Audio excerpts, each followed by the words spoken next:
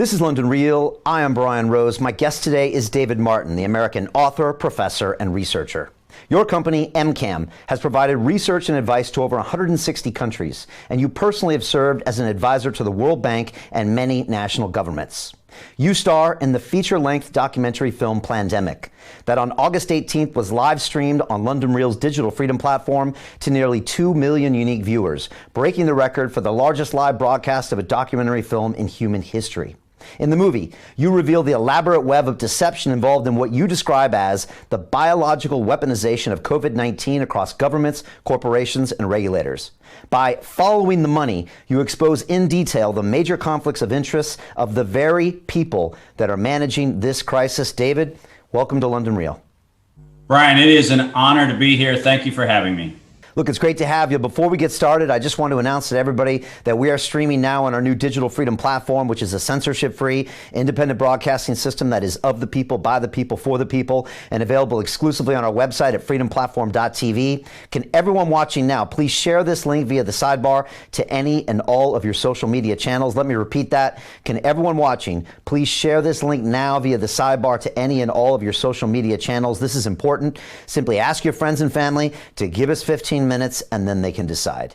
David, I pledge to you and everyone watching us that none of this conversation will be edited, censored, removed, or banned, and that anyone in the world can watch the full version of this episode free at freedomplatform.tv/Martin. Thanks to the generous donations of over 38,000 people around the world that we affectionately call the London Real Army. For anybody wanting to become a founding member of the Digital Freedom Platform, they can visit freedomplatform.tv/give to donate and fight with us on the front lines to protect our human rights. Here at London Real, we've been a platform for free speech since 2011. And David, I'm excited to have you here today. I know you've got some breaking news, really, concerning Moderna, one of the pharmaceutical companies that's working on a vaccine in America. But before we get started, I got to ask you a dying question. I had Mikki Willis, the director of Plandemic, on a couple weeks ago. And I wanted to know, did at any point Mikki pull you aside and say, by the way, David, your whole life's going to change after this movie is done? Did he ever tell you that? Yeah, it's funny, Brian. He said that to me when we were shooting the film. And then at dinner, probably 7 or 8 people in his kind of orbit came up and said, your life is going to change. And the funny thing is, they're right, but in the wrong way. My life changed in the following way. I have, as you know, outed white-collar crime and tax fraud and counterproliferation issues for the last 25 years. And usually at the end of those outings, I receive some of the worst treatment from humanity that I have ever received. On a massive contrast, and props to Mikki, props to his team, props to Matt Belair, who put me in touch with Mikki at the beginning, and all the amazing people who advocated for the Plandemic to be a full feature-length production. Not only did we not have that response, Brian, but I got thousands and thousands of emails, messages, and everything else from the very best of humanity. The people who, like you, are the Freedom Platform Army, the people who actually care. And I will tell you that my wife, Kim, and I have been overwhelmed with generosity, with love, with kindness, with support, with people who are actually advocating for the future of humanity. And much to my surprise, and I know to many of our surprise, people couldn't take issue with the substance of the film because it happened to have the inconvenience of being true. That's a fascinating description of your life the past couple weeks. I do know some of that because because of the London Real Army, we get a lot of that love on a regular basis. And I won't lie, David, it's what keeps me coming to work every day is getting that tremendous amount of feedback when you're getting a 1-2 combination from the mainstream media and social platforms and governments and whatever else. So yeah, that vibe is definitely there. And it's great to hear that people are giving you that. You said that usually when you out these white-collar criminals, you get a lot of negativity on the back of that. That was kind of surprising. Really? Well, so here's the thing. I don't know if many people are familiar, but the late 90s and early 2000s became kind of a free-for-all with tax evasion. The British Isles very famously created all kinds of tax havens where people could put their technologies or their patents or their copyrights or their trademarks, and they do these creative, what the European Union called revenue sharing base erosion programs, where essentially people would offshore assets and create tax havens. And through a lot of illegal activities, we broke for the US Treasury what was at the time estimated to be the second largest tax fraud in US history. And when you take big corporations, and I mean the world's largest, not the S&P 500, the top of the S&P 500, when you take those corporations on, you have no clue how far reaching their influence is into banks, into politics, into all kinds of other places. And seriously, they made about 5 years of our collective corporate life a living hell. It was unbelievable. Wow. Well, you have a unique insight to what that's all about. And so perhaps we can lean on a little bit of that when we put some of these things into context, because, that's eye-opening to a lot of people. And let's be honest, David, what you do is quite eye-opening. And the film kind of really sheds a little bit of a light into your daily practices and what you built up the last 20 years. And I know we even overlapped a little bit in the city of London here for 6 or 7 years. We probably walked the same streets because you were in the financial industry as well. And so you have really unique insights. And like you said, I got to see the film before everybody else a few days before, and I had seen the original 26-minute piece. And myself and my strategy officer watched it, and we were like, oh, wow. They're going full bulletproof on this. And so it was fascinating to see how it was really following this paper trail, and how Mickey did it so well graphically to literally show you those documents backed up with you talking about it. So again, if someone hasn't seen the movie, I don't know where you've been the last couple of weeks, but there's a copy on our website and it's out there as well. So watch it, because we're going to be talking quite a lot about it today.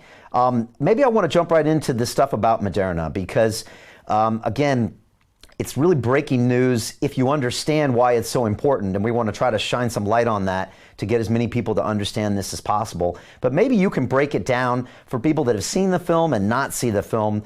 What's going on with Moderna, and put it in layman's terms to as much as you can, and maybe even start with the bigger picture, as in what is Moderna, the history of, what are they trying to accomplish, and what we need to really look out for. Well, so let's start with the headline.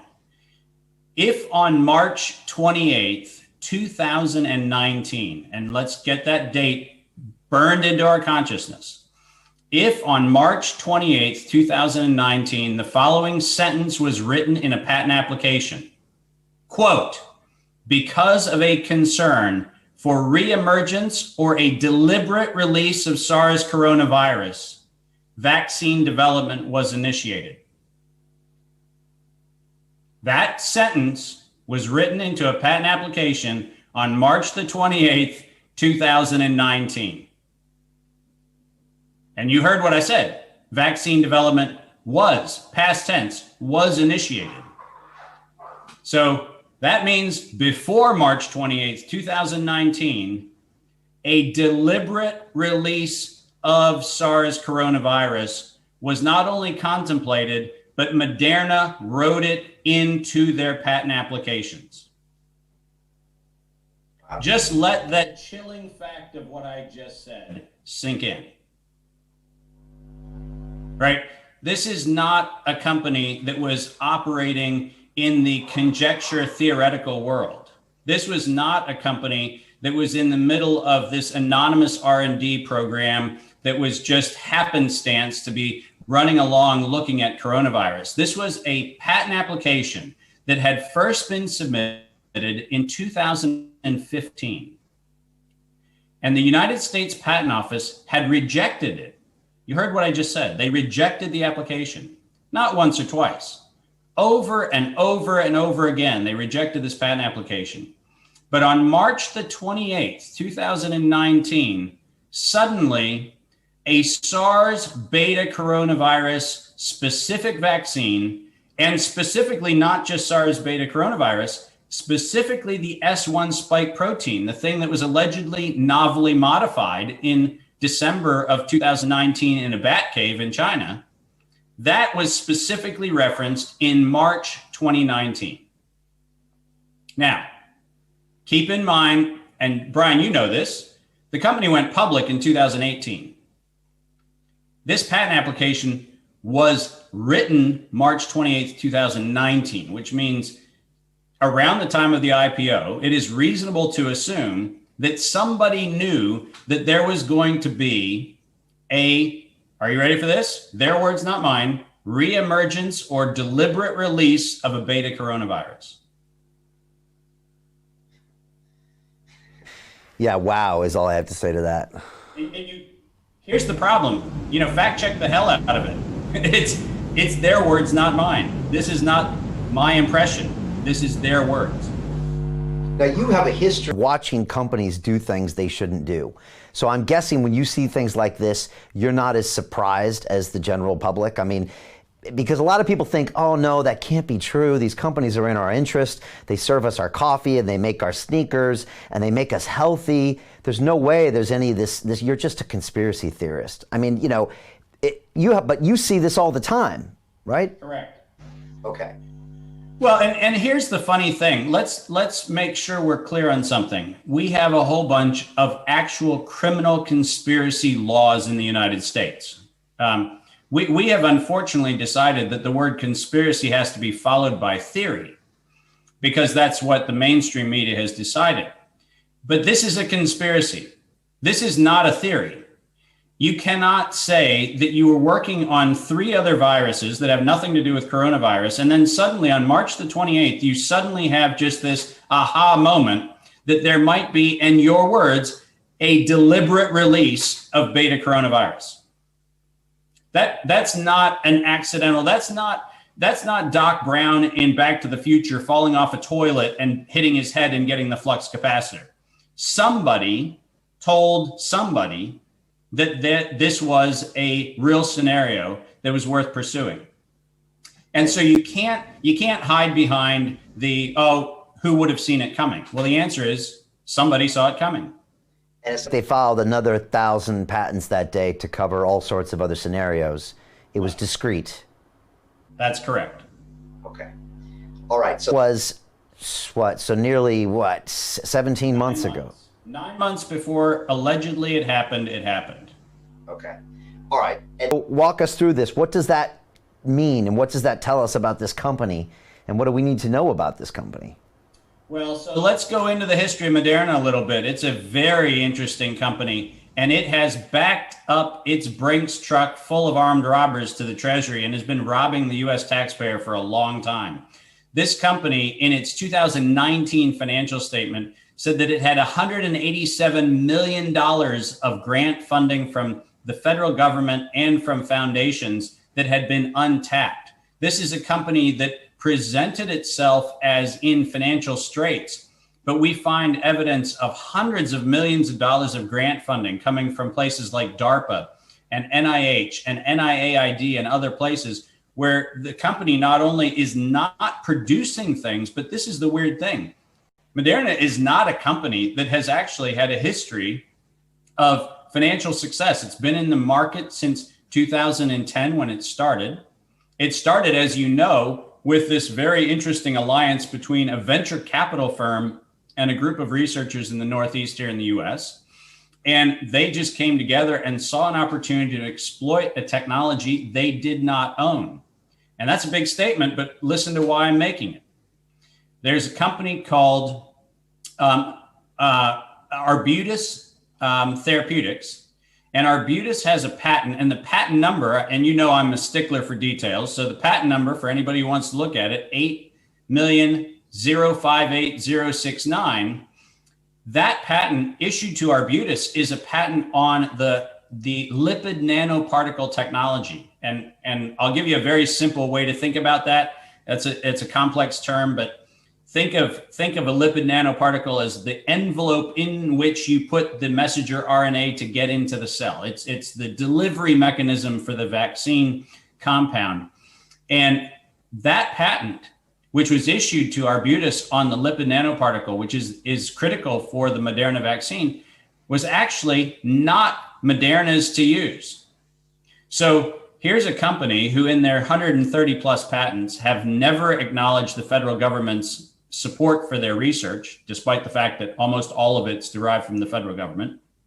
Here's a company that in so doing has violated the federal law over 130 times, because the Bayh-Dole Act, which put in motion the law that said that if you get federal funding, you have to disclose it in your patent applications. They have not complied with that law on any of the applications germane to this vaccine or any of the other 4 that they have candidate trials for. So here's a company who's been compulsively breaking the law.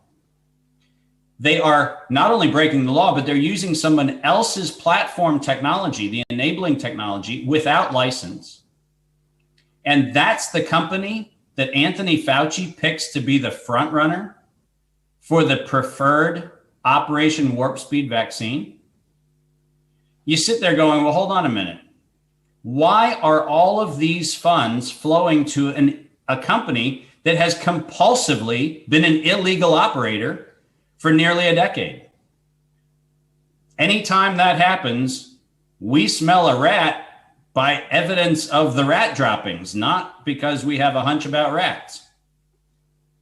Whose responsibility is it to discover this and prosecute this, from a legal standpoint?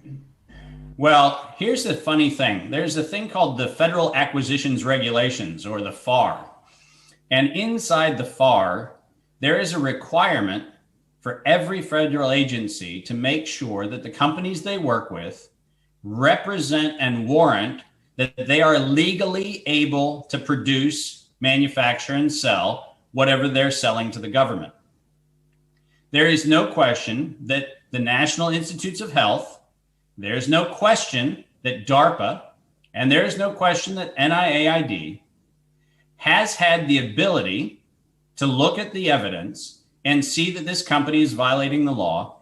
And despite the evidence being in place since the first patent application that predated the foundation, by the way, of Moderna by about 4 months. So Moderna's first patent exists before Moderna exists.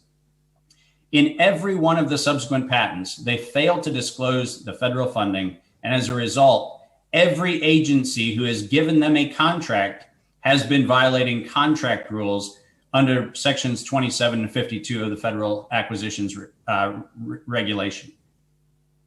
And so that's kind of what this news is about. Since they took some funding from DARPA and these other government institutions, and correct me if I'm wrong, they can't legally produce and distribute this vaccine? Is that it? So the core problem is that the platform, the envelope in which you deliver the mRNA, is a technology they don't own. And this you recently covered, or is this something you've known for a little while? Well, as you know, and we've talked about this informally, and I've talked about this with Mickey for a long time going into pandemic. We've been monitoring all of these patent issues since 2003 when coronavirus got started. And so we've monitored every entrant into the field. I mean, if you go back and you look at how many companies in 2003, 4, and 5 filed patents on SARS coronavirus vaccines, many of them not only exist, but many of them were acquired by companies like Crucell, Johnson & Johnson, AstraZeneca, and others. So the compilation of vaccine patents has been going on with now over 1,400 patents. You heard that number correctly. Over 1,400 patents on SARS-CoV vaccines and vaccine-related technologies. The idea that Moderna is somehow in a unique position to have the right to not only the market, but to have the exclusive advantage of Operation Warp Speed is beyond the pale. This is a $1.4 billion lottery win to bank robbers. Yeah, you've said before that just quote unquote, it's a fraud. Basically, why Moderna's been giving this carte blanche endorsement to Anthony Fauci. And you've also said, I think, quote, Moderna enjoys hundreds of millions of dollars of funding, allegiance, and advocacy from Fauci and his NIAID. There's some link there, you think, which is why he fights so hard to give them the funding and is also still pushing for this vaccine. Is that what's unwritten here? Let's take a little journey into organized crime for a minute. I spent a lot of time working in the Pacific and in Africa with mining companies that love to do what are called bump and dump routines, where they'll pump up a stock, they'll inflate it, they'll bump the market price up, and then usually they have positions on both the buy and the sell side. And you understand this from the capital markets, where people short stocks and do all sorts of other things. The fact of the matter is, this company has been playing a very, very poor version of what organized crime has done for a long time, which is, you pretend like you have something, you pitch it, you get emotional investment to start running up the stock price, you start profit taking. And in fact, what you're doing is stealing. You're stealing from the public. Now, the beautiful thing about this kind of theft is that it's done with people in suits, usually at trading desks. And as a result, it doesn't look like a crime, but it is a crime. When Anthony Fauci goes out and starts talking about Gilead Sciences remdesivir, or the mRNA vaccine from the producers of kind of the latest, greatest from Moderna, the fact of the matter is, he is doing a part of the puzzle which makes that racket work. You pump a thing, you inflate the perceived value of it, and then you profit take while the rest of the market is listening to what's been said, and they're continuing to push the stock price up. Now, the CEO of Moderna has made it abundantly clear that all of their stock sales were, pre-arranged and pre-ordered. But I'm going to ask you a question. If you went public in 2018, and you didn't have $1.4 billion of new, fresh, non-dilutive money from the Treasury, if you went public in 2018, wouldn't you hold on to your stock because you knew it was going to go up? Because this is not what was in your pro forma. This was not in what was in your S1 filing. You actually got a better deal than you thought you had. So as an executive, if you really believed that the truth of your success was in fact going to live out, you would have canceled your stock orders. You would have canceled those sale orders. But they didn't do that. They let Anthony Fauci pump their stock up, and then they exited, and they're taking money off the table while the rest of the world is being duped. So as we speak, money off the table. No question. Really. And so that's my next question is, in your opinion, how does this play out? Does this get pumped and dumped and vaccines never appear, and this is just a story of tears for the public investors? Well, so I think there's a couple scenarios, Brian. I think the one that we know is that Moderna knew about the Arbutus problem. In fact, they knew about it was a big enough problem that they went to the Patent Trial Appeals Board this summer to try to get Arbutus's patent invalidated. Much to their chagrin, it didn't work. And in July, the Patent Trials Appeals Board came back and said, sorry, guys, Arbutus patent really is there and it really does stand. And obviously they sent the spin machine in motion. Moderna said, well, we think we've got workarounds and we think we've got all that kind of stuff. But their market cap took a 9% hit when people found out that maybe there was trouble brewing. And 9% is a meaningful market cap hit. You know that. Now imagine what happens in the following scenario. And this is my actual really serious concern. I think Anthony Fauci is going to paint President Trump into a corner.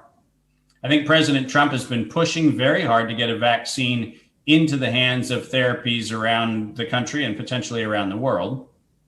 And I think that Moderna and Anthony Fauci know very good and well everything I'm saying. And I think that there is a reasonable possibility that they did something which this interview is going to spoil. And that's why I'm happy to do this interview.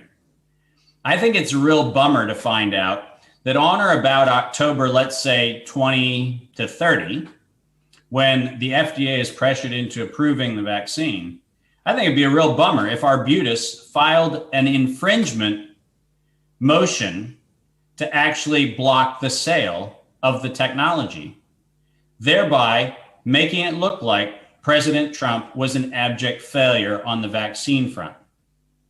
It wouldn't surprise me one bit if Anthony Fauci and Moderna have premeditated an embarrassment. might kill the whole market cap just so Trump doesn't get elected. That could be one of their agendas. You know, weirder things have happened. And look at who Anthony Fauci has been working with and for. The fact of the matter is, he has been running an antitrust violation collusive practice for the last now 18 years around the industrial complex of coronavirus. And by the way, that's not an allegation, that's a certainty. The definition of antitrust is interlocking directorates. The definition of antitrust is the fact that you price fix solutions. Remember, NIAID is a beneficiary and the buyer because they all report up to the US Department of Health and Human Services. This is the definition of antitrust violations. And Anthony Fauci is the chief architect, the conspirator in chief of price fixing, of manipulation, of interlocking directorates, of seeking foreign aid to interfere with interstate commerce. Everything that's defined under the Sherman and the Clayton Act, Anthony Fauci is the architect of it. So would it be any surprise if a guy who's actively participating in active crimes against the United States also could be manipulated to have an influence on an election? Does that sound like an October surprise that's far-fetched? Oh, all right, that's deep. And it's, you know, the more I learn about Fauci, the more it boggles my mind, because the reason we have a 2-year term limit on presidents is so things like this can't happen. The only personality that seems to even come close is J. Edgar Hoover, you know, who had all these secret files and control enough to where presidents wouldn't cross him because he was so deep, you know, across, 6 administrations, whatever Hoover had. I mean, is that a strange comparison to make with Fauci? No, not at all. As a matter of fact, one of the things that we've seen, Brian, in this entire exercise over the last now going on 10 months is that non-elected officials have unbelievable police state powers, which make them despots.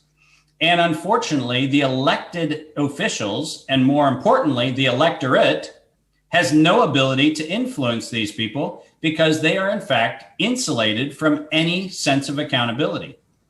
Now, the Department of Justice has a very important opinion letter that says that you are not authorized within the governmental limits of liability, which, as you know, there's a huge amount of sovereign immunity that can be granted to people in public office.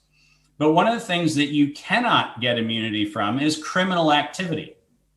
That's why it is so important for us to be unambiguous on the fact that there is an open and shut evidence base of Anthony Fauci's violation of antitrust laws. And the reason that's important is because his partnership with the antitrust litigant in chief, Bill Gates, who spent more of the Justice Department's money than probably anybody else in modern history on actually litigating antitrust violations, the fact that they're working together, the fact that they are on boards together, which is a violation of the law.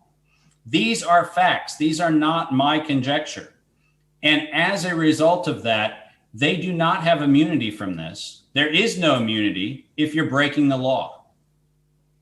And for people that haven't seen the movie, first of all, go see it. But it kind of goes deep on Bill Gates' entire, career when it comes to battling antitrust with trying to shut down Netscape and a bunch of the practices that Microsoft went through. He's actually probably one of the more well-versed Americans in the corporate world when it comes to beating those cases or fighting those cases. Absolutely.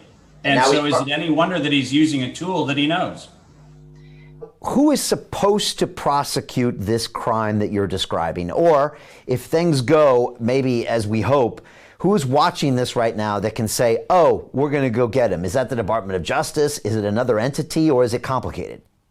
So you'll recall from old cases like the tobacco settlement and from a bunch of the environmental litigation of the past 2 or 3 decades, that technically U.S. attorneys, which are a part of the Department of Justice structure, have the ability to bring actions in this kind of realm. The Department of Justice, under Attorney General Barr, has the not only ability, but has the legal responsibility to actually focus in on violations of antitrust that include both the domestic problem we have, which is the interstate commerce issues, and all of the interlocking directorates and all that kind of stuff, and the Section 802 domestic terrorism out of the Patriot Act, the domestic terrorism issues. And the reason why I bring that up is very simple. The definition of domestic terrorism includes anyone who takes on actions meant to coerce a population, intimidate a population, and procure from the government advantage. That's actually an act of domestic terror defined under Section 802 of the Patriot Act. There is no question that what has happened is in fact an act of domestic terrorism as the definition sets forth. When Andrew Cuomo gets in front of the camera and says, you're going to have to tell me which 26,000 people aren't going to get ventilators because I need 30,000, he's trying to influence a government. It turns out New York never needed 30,000 ventilators. They never even got close to using all 12,000 that were made available through all kinds of other things, or the 1,200 that they actually had. They never needed 30,000 ventilators. They never had 24,000 people who were deprived access to medical care. But Andrew Cuomo engaged in, by definition, under the Patriot Act, domestic terrorism by seeking to coerce a population and influence a government to take its resources. The fact of the matter is, the Department of Justice and William Barr have a moral and legal obligation, and I would raise the stakes. This is existential to the democracy. This is about whether or not we have separation of powers, or whether, in fact, we can sell 100% of the United States to a corporatocracy, which is violating laws that a century ago were so odious that we passed the Sherman Act and the Clayton Act specifically to make this not happen. Yeah. And that's said, quote, COVID-19 was a branded campaign of domestic terrorism, unquote. That's correct. And that is your point of making this. And I just had a flashback to Al Capone. They got him for tax evasion. So if people don't remember, Al Capone, gangster, violating all the prohibition laws, led to a lot of crime, murder, etc.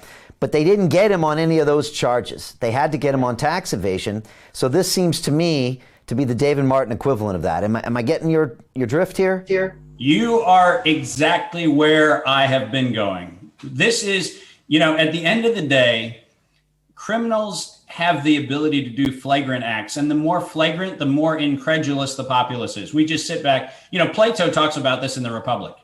He talks about the fact that if, and I'm going to paraphrase using Eddie Izzard, the British comedian, if you kill one person, it's murder. If you kill two people, it's serial murder. If you kill five, people start going, oh, wow, that's kind of unusual. And you maybe need to be examined under a microscope. But if you kill 1 million people, people almost celebrate with incredulity. How on earth did you pull that off? And Eddie Izzard does a really cute bit about, do you have a death tea, death breakfast? And he does a really cool sketch about it. But Plato talks about sometimes when crimes get so egregious that the humanity that's inside of all of us sits back and goes, we actually can't believe somebody would have done that.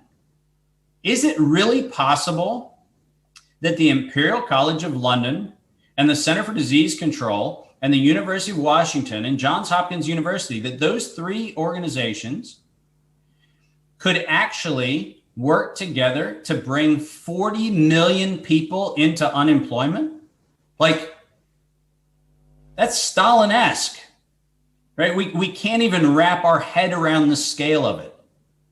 And then the idea that could be architected by a Bill Gates, Dr. Elias operating as the extension of Bill Gates, Anthony Fauci, China Center for Disease Control, interlocking directorate on the Global Preparedness Monitoring Board.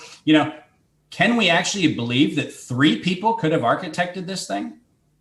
And the answer is, we're told that's too incredible to believe. That's just too incredible to believe. But every single historical account of organized crime, of organized genocide, of organized mass extinctions of populations and livelihoods have always had 2 or 3 people who are their architects. Let me ask you a question, David. What do you think ultimately are the motivations in this scenario assume it's true, of a Bill Gates and a Fauci. Do they believe somehow they are doing good? Is this a eugenics play? Is it a money play? Is it a power play? Or is it just what is it? So I made the statement in Plandemic, and I would say this in echoing that comment all the time. I think that humanity is fundamentally good. I think it's fundamentally not broken. And I think that what happens is that a number of people start making a series of incremental, expedient decisions in the moment without considering the consequence. I think that when Ralph Baric started putting coronaviruses together in his lab in the University of North Carolina in Chapel Hill, I think he really was just asking some interesting questions about coronavirus. And I think when he figured out he could amplify certain parts of the pathogenicity of those viruses, he thought, I wonder what else you could do with it. And I think each one of the steps that he took and each one of the funding checks that NIAID, Anthony Fauci wrote, each one of them, probably in isolation, Brian, was dangerously close to almost innocent. Where it's just like, oh yeah, that'd be the logical next question you could ask. But nobody ever put a break on the process and said, hey, let's pause for a moment. Let's see where we are. Let's see how many of these little expediencies have led us to a place we shouldn't be, right? When the University of North Carolina, Chapel Hill in 2014 and 15 impanels an ethics committee, which they did, to say, let's allow the Wuhan virus, which was taken from minors who actually had all the COVID symptoms in 2013, right?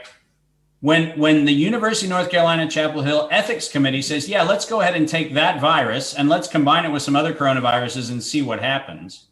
Somebody somewhere should have gone, hey guys, the NIH said this was unethical and possibly illegal. Maybe we should not ask the next question of how bad can we make coronavirus? But nobody asked that question because all along, no one was asking the questions. And that's why I say in the film, and that's why I say in this conversation, this is a failure of each and every one of our humanities, where we see the little incremental erosion and we go, well, it's not that big of a deal. But the problem is the cumulative effect of all of those expedient decisions is absolutely horrific. And what we as a population aren't doing. And by the way, part of the reason why I'm so enthusiastic to be on your show is you are the exception. You're getting the word out there. You and Del and some other folks are getting the word out there that says you can't let ignorance be the defense for it. You know, if you don't care, I get it. But if you don't care because you couldn't have known, that's a problem. So when you have these conversations, that becomes super important. And the question then is, Anthony Fauci and Bill Gates and Ralph Baric, these three people, without question, are in fact violating laws. We absolutely know the laws they're violating. Now, they may have a justification for violating those laws. They may have all kinds of rationales for it.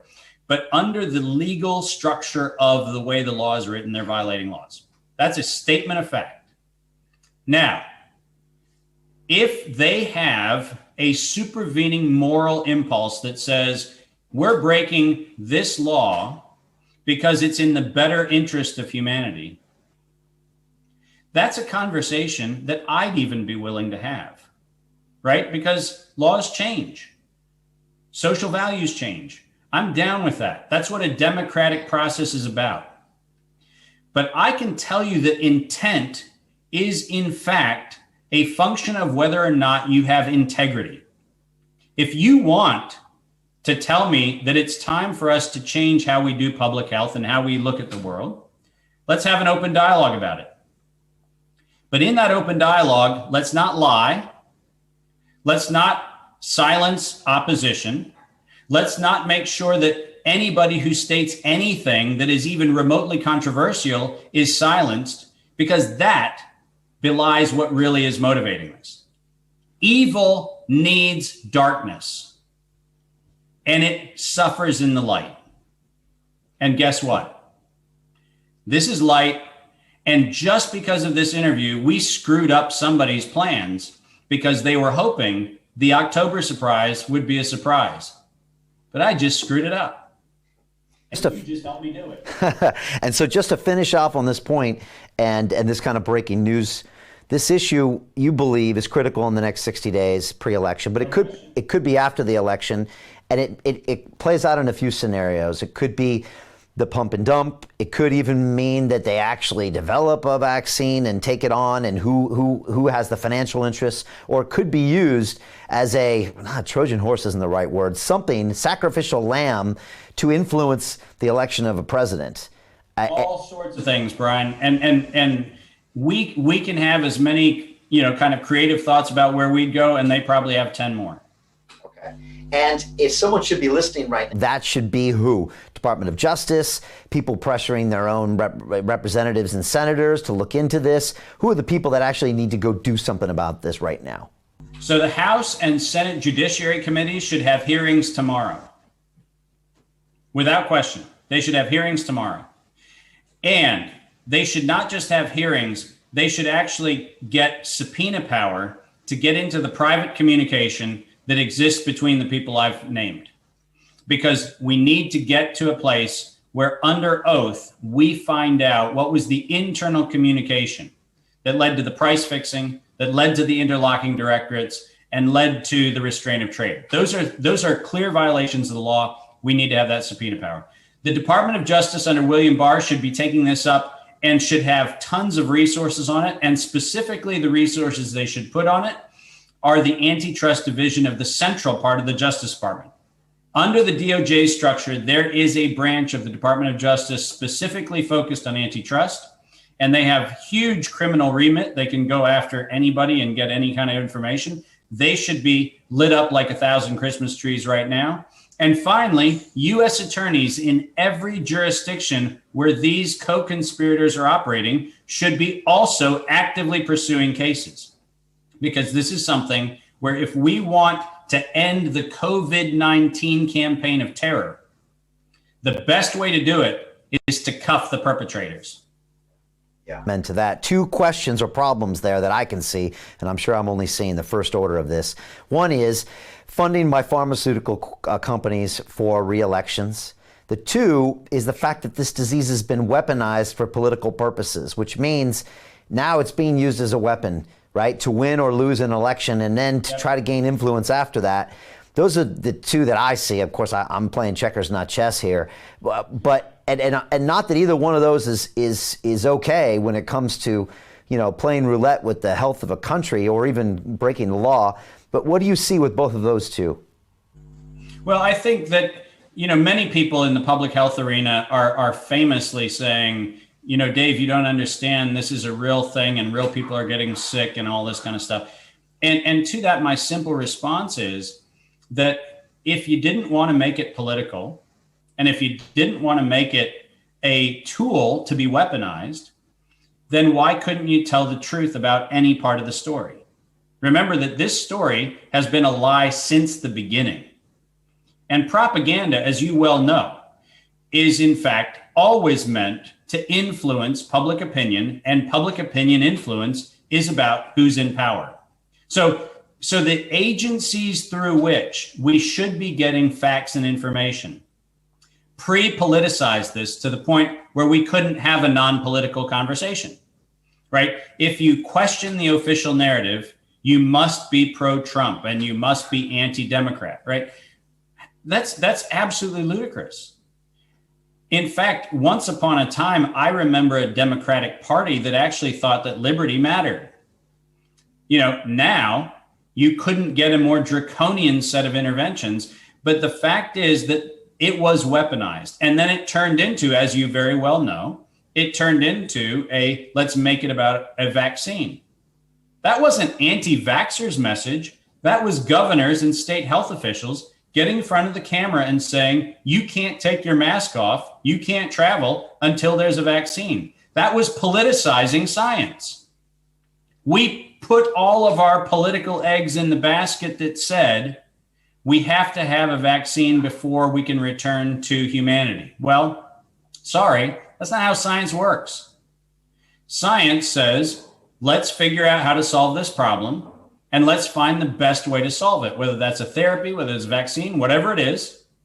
Let's actually allow open, free, and fair inquiry to tell us what the best approach is. But that hasn't happened. So to your point, this has been weaponized at every turn to be a political tool, not just at the US level, but it's a geopolitical tool, because it's also a way to kind of wink, wink, nod, nod, end the trade war with China with no one ever admitting defeat. Look at the fact that over the last several months, China's technology trade has increased with the rest of the world 32%, while our economy has constricted by about the same amount.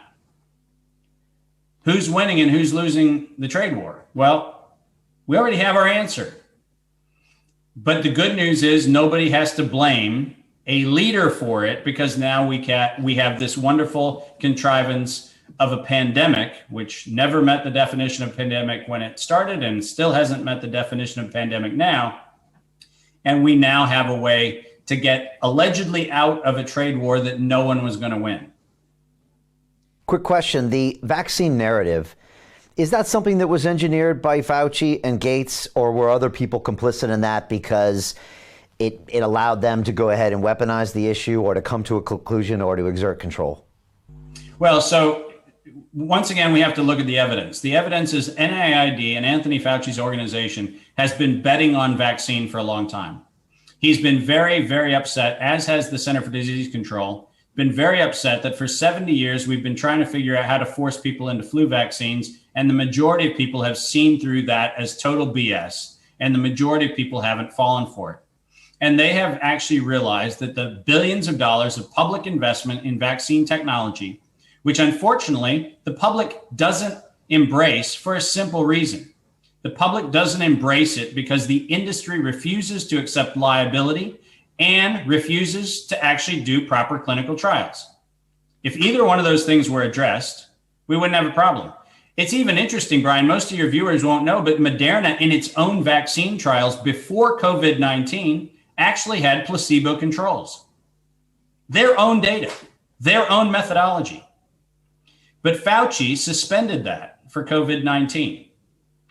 That's putting all your bets on we're going to find a vaccine that we're going to force everybody to take, regardless of its safety, regardless of its efficacy, and regardless of the virulence of the thing we're allegedly trying to cheat, which, by the way, at last count, has over 3,000 subclade variations. So we're not treating SARS coronavirus. You think influenza vaccine is bad, where last year's doesn't do this year's vaccine and next year won't do last year's vaccine. Well, with SARS coronavirus, it's far worse than influenza. There are more variations, and the likelihood you will get vaccinated for the one that's going to get you is zero. And that's this whole myth that's been sold to the public, Exactly right. that you're going to get a vaccine and it's going to work. I mean, first of all, look, I didn't know anything about vaccines until the last 3 or 4 months. And I used to get my flu shot back in the day when I worked in the city. My company got it for free. And I have an engineering degree. And the science of vaccines is beautiful, okay? Yeah. And when I started talking to Robert Kennedy and a few other people on the Digital Freedom Platform, I started to realize that the execution is shocking. The removing of liability, everything you just mentioned, and all the other things going on behind the scenes. But the vision of the public of a vaccine, I always used to make fun of that movie Contagion, which I forced myself to watch in March of this year, and watch Gwyneth Paltrow, dying on the kitchen floor, is that at the end of that movie, there's this really beautiful saline nasal spray that once you put it in your nose, everything is okay. Oh, you're fine. It has a seemingly 100% effective rate with no side effects, and it moves on. So even a movie that was praised for its accuracy, that one, it really duped us. And so in our mind, it literally is a vaccine is a panacea. And so when they mention this word to us, I don't know, because of our narrative as humans, we think, oh, that's the thing that's just going to save us all. And no one thinks anything about what you've just said, where there could be all the variations, where it not be effective, where it might have side effects. And therein lies one of the problems in the narrative, or one of the benefits in their narrative. So Brian, one of the things that I like to remind people is one of the most misquoted Supreme Court cases in the United States is Jacobson, which is the one that allegedly says that states have the power to vaccinate a population against their will. Right. And Dershowitz quotes that. He spoke to us about it as well. And the funny thing is, that case actually is about a civil fine. It has nothing to do with the vaccine. Jacobson didn't want to pay the $5 fine. But what's important is that the justices in that case, if any of the lawyers who opine on its relevance would actually read the opinion, God forbid, if you actually read the opinion, what you find out is the justices said something which is actually really fascinating. They made it abundantly clear that vaccine was a belief system. Now, you know that in the US Constitution, we have a thing called the Establishment Clause, which basically says that you can't be compelled to believe something. The state cannot compel you to believe something, which means the state has an evidentiary requirement. I don't understand why constitutional lawyers don't take up the vaccine issue, not as a matter of science, because it isn't a matter of science, it's a matter of belief. And we have decided that we have, to your point, we have this panacea, we have the savior, which is this wonderful thing that we're going to get injected with. And suddenly we're going to have no SARS coronavirus problem, just like suddenly we'll have no influenza or no polio or, oh, hold on a second, we are having all those things. But we are told this belief mechanism. And here's the problem. The problem is I'm not anti the principle of vaccination. To your point, it's very interesting and very compelling engineering science.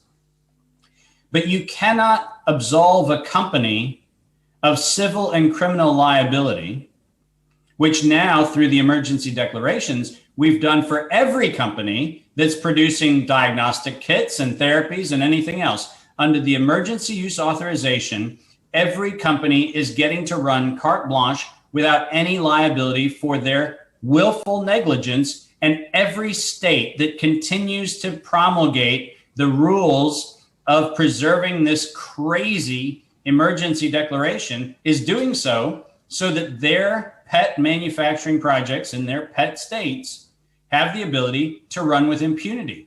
The fact is that what we should be doing is we should be saying, put your money where your mouth is. If your science can withstand scrutiny on safety and efficacy, I'll be the first one in the line to try it out. But I will if you also give me treble damages for your willful and negligent misuse of science. That's my deal. My deal is I'm at the front of the line. I'm seriously at the front of the line to advance the cause of humanity. If the other side agrees to treble damages, if they covered anything up, if they manipulated anything, and the reason why I can make that statement is no one will take my bet. It's a dark day when this is the situation. You know, I just had a guy named Peter Hitchens in the studio here, and very prolific author, writes a very popular column here for the Mail on Sunday, and he's been quite outspoken here in Britain about masks, about the use of fear, about the lockdown, the economic issues. Again, very outspoken guy, has made him vilified by the BBC, but he's got a column and he still has a voice. And yet, when I asked him about the vaccines, he immediately, anti-vaxxers, they're all crazy and they're all wrong. And I hate it when they go to the protest. There was a protest here about 10 days ago to protest the lockdown measures. And he said, why couldn't you let them protest about masks and lockdown? Because that's what's killing us. But the anti-vaxxers ruined it. And I couldn't even have a conversation with Peter about this because in his mind, those people have been vilified so well in the mainstream media that they can't even have a conversation with. And this is the same guy that sees a mask as being one of the more ridiculous, lack of science-based treatments. And yet he still has that cognitive bias. And it's hard for me to watch that, but it's real, what's happening out there. Yeah. Just to finish this latest stuff, Moderna, before we just jump into the movie, any other thing that you want to say about this piece or any action steps that need to happen kind of before election or before the end of the year, or things that people can either keep in mind on or, again, contact their representatives about?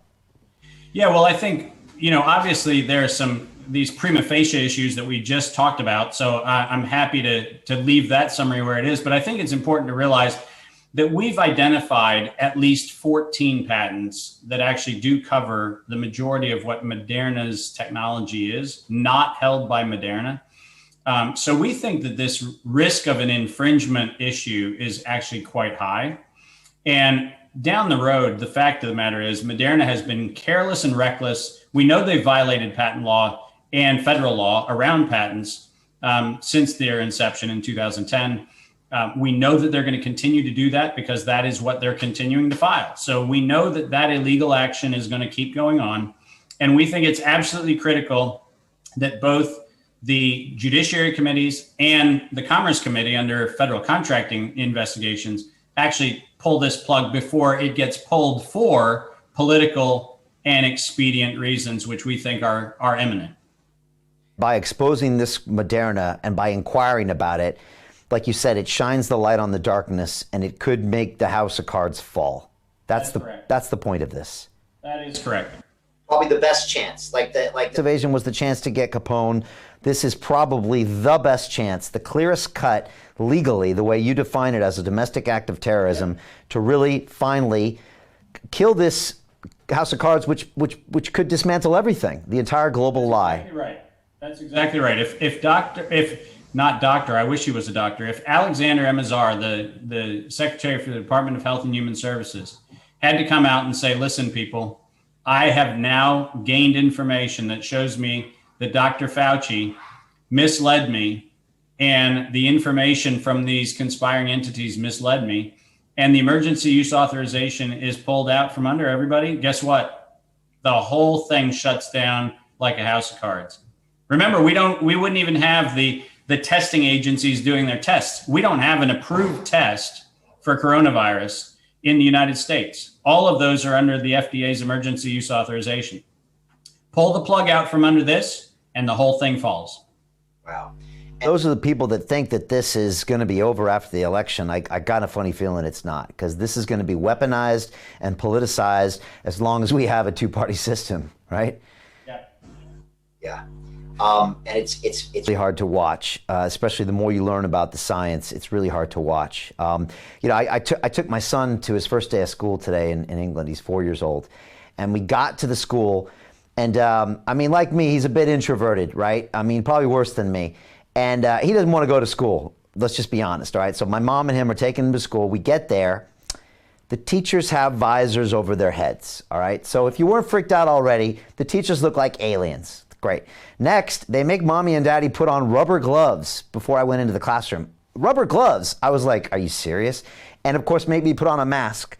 So he's looking at me freaking out, and all you can see from dad is I have no emotions, right? Yep. And we're trying to drag him into this class, and everyone's lining up to do that, and they're trying to spray the stuff on his hands.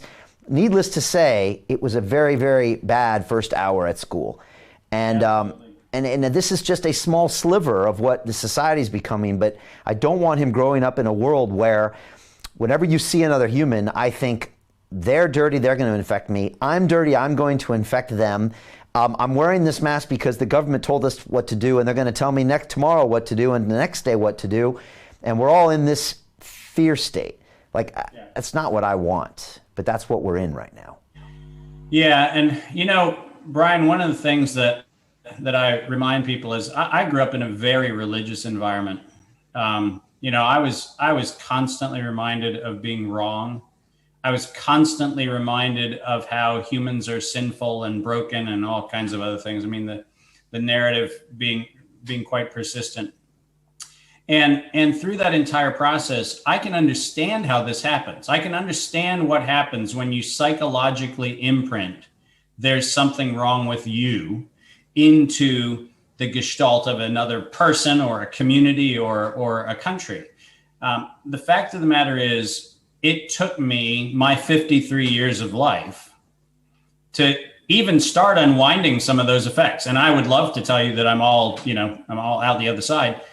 The truth is, these things imprint for a very long time. And to your point, those little moments of 4-year-olds or 6-year-olds or high schoolers or whoever it is, those little moments aren't little moments. They are huge, huge, huge psychological and cognitive imprints.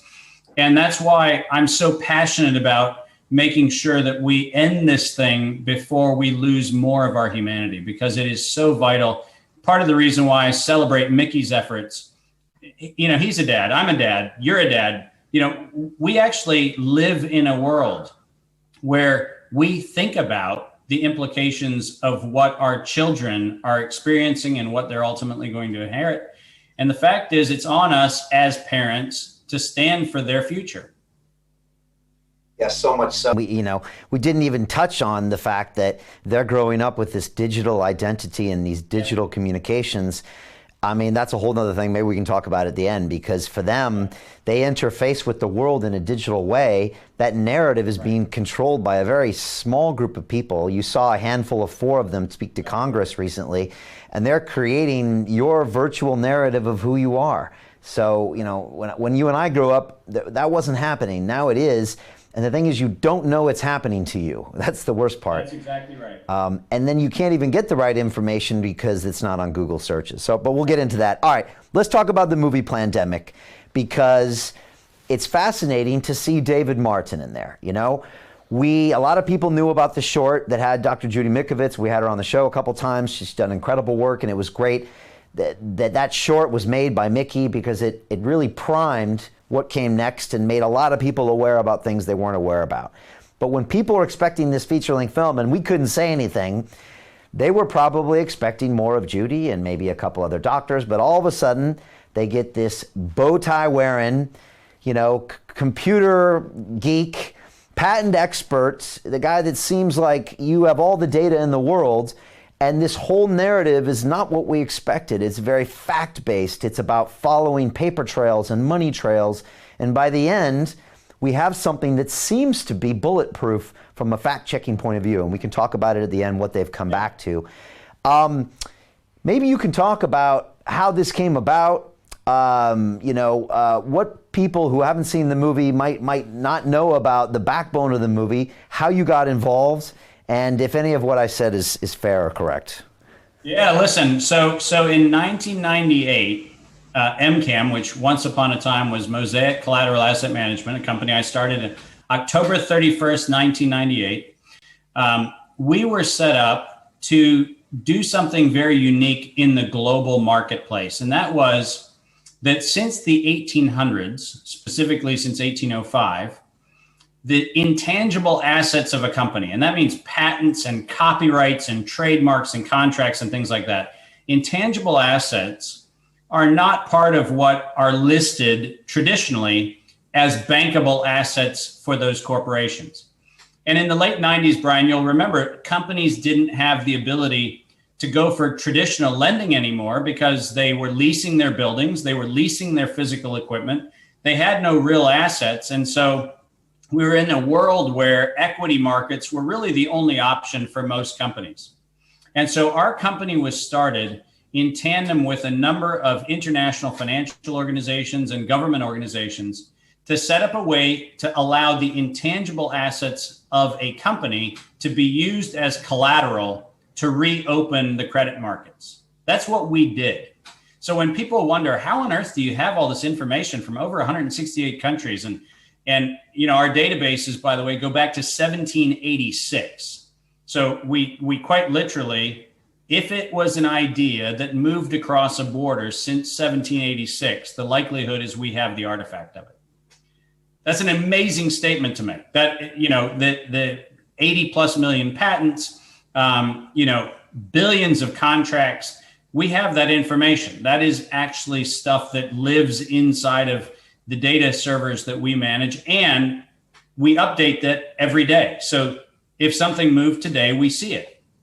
And there was I think it was a point you made on another video that I watched of you by saying, and again, it's obvious to you, but it might be not obvious to a lot of people, is that most of that information isn't digitized, and even a smaller fraction is even searchable. And so Correct. I think most people, they go to Google, they type it in, if they don't see it on the first page, it doesn't exist. And Right. maybe you can explain how that's completely not the case, and why then that makes what you do even more important. Yeah, well, that's great, Brian. I mean, Google, as people should call it, is an opinion curation engine. It's not a search engine. It's an opinion curation engine. In other words, I buy what I want you to see. So I, the holder of information, want you, Brian, to think or see a particular thing So I make it abundantly clear that on page 1, you see what I want you to see. You know, this is not a library. This is not the Dewey Decimal System where you flip through cards and went to the stacks and found out that you didn't know that you were interested in the book that was next to the book that you thought you were looking for. That's not this. This is actually somebody buying your mind control. It's a And paid Google- for narrative. Yeah, Google is not a search engine, never has been a search engine. It has always been an opinion curation engine. And that just means you are being essentially suckered into a message that you are unwillingly consuming in this weird exchange where somebody wants to control your mind and you're playing along. You know, I had Candace Owens on here, you know, pretty famous commentator from the right. And she's a young black woman. And she said, Brian, I was searching Google. I said, how many black people in the world? And all she got were articles about how the black community was being unfairly discriminated against for COVID. And she's like, I must have typed this in wrong, because she got 2 pages of that. Yeah. And she finally realized, I'm getting the narrative. It's mind control. So what my technology did, and by the way, for a decade before at Mosaic Technologies, also my company, we developed a technology called linguistic genomics, which was used by intelligence and law enforcement, all sorts of things, to find the intent behind communication. When, you know, the funny thing is when bad guys are going to do bad things, they very seldom send out a message saying, on Tuesday, we're going to blow up the tube in London, right? They don't say that. They speak in code and metaphor and all that kind of stuff. Well, I developed the technology that allows you to decipher the meaning behind communication, not just what the communication is. And that technology became part of the structure that we use. And we actually don't call our technology a search engine. We call it a find engine, okay, which is actually really important. We don't know what we're looking for. We allow the data to show us what's there. And in 1999, I was very concerned by the fact, as I testified in Congress, I was very concerned by the fact that most innovations seemed to be hiding in plain sight things that were very antisocial and anti-market and anti-economic interest. And there were some real bad actors who were hiding things in plain sight because they knew no one would look in the patents. And the funny thing is, and you know this from your days in the financial markets, securities exchange rules say you have to have a public disclosure of material facts. But if I disclose a fact in a database you'll never look at, I get my credit for disclosing something, and I know you'll never look at it. And it turns out that patents are one of the hiding places in chief of material disclosures that are going to be hidden in plain sight that nobody's going to see. Well, fast forward, we start looking at it and we start going, oh, guess what we're finding? We're finding a bunch of illegal activities admitted to in patents, and we're starting to bring that to light. So in 1999, I testified for the House IP subcommittee, and then we went on and talked to both the House and Senate committees on the need to get some transparency into this space. The SEC, the Financial Accounting Standards Board, the Comptroller of Currency, the Federal Deposit Insurance Corporation, all these firms started saying, and all these organizations started saying, well, you guys are having a view on things that none of us have. And along the way, we started seeing admissions to biological and chemical weapons violations in things like, are you ready for this? Blast-resistant anthrax. Anthrax that you could shoot from a rocket-propelled grenade where the blast wouldn't deactivate the anthrax.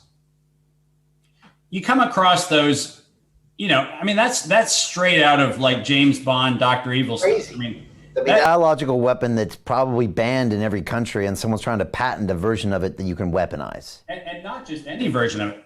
Listen to what I said, a rocket-propelled grenade that delivers a biological warfare agent so that it arrives intact and doesn't burn up, right? That's some deep, you know what, the expletive, right? We're not going to, that's what I used to shovel out of the barns in Pennsylvania on my farm.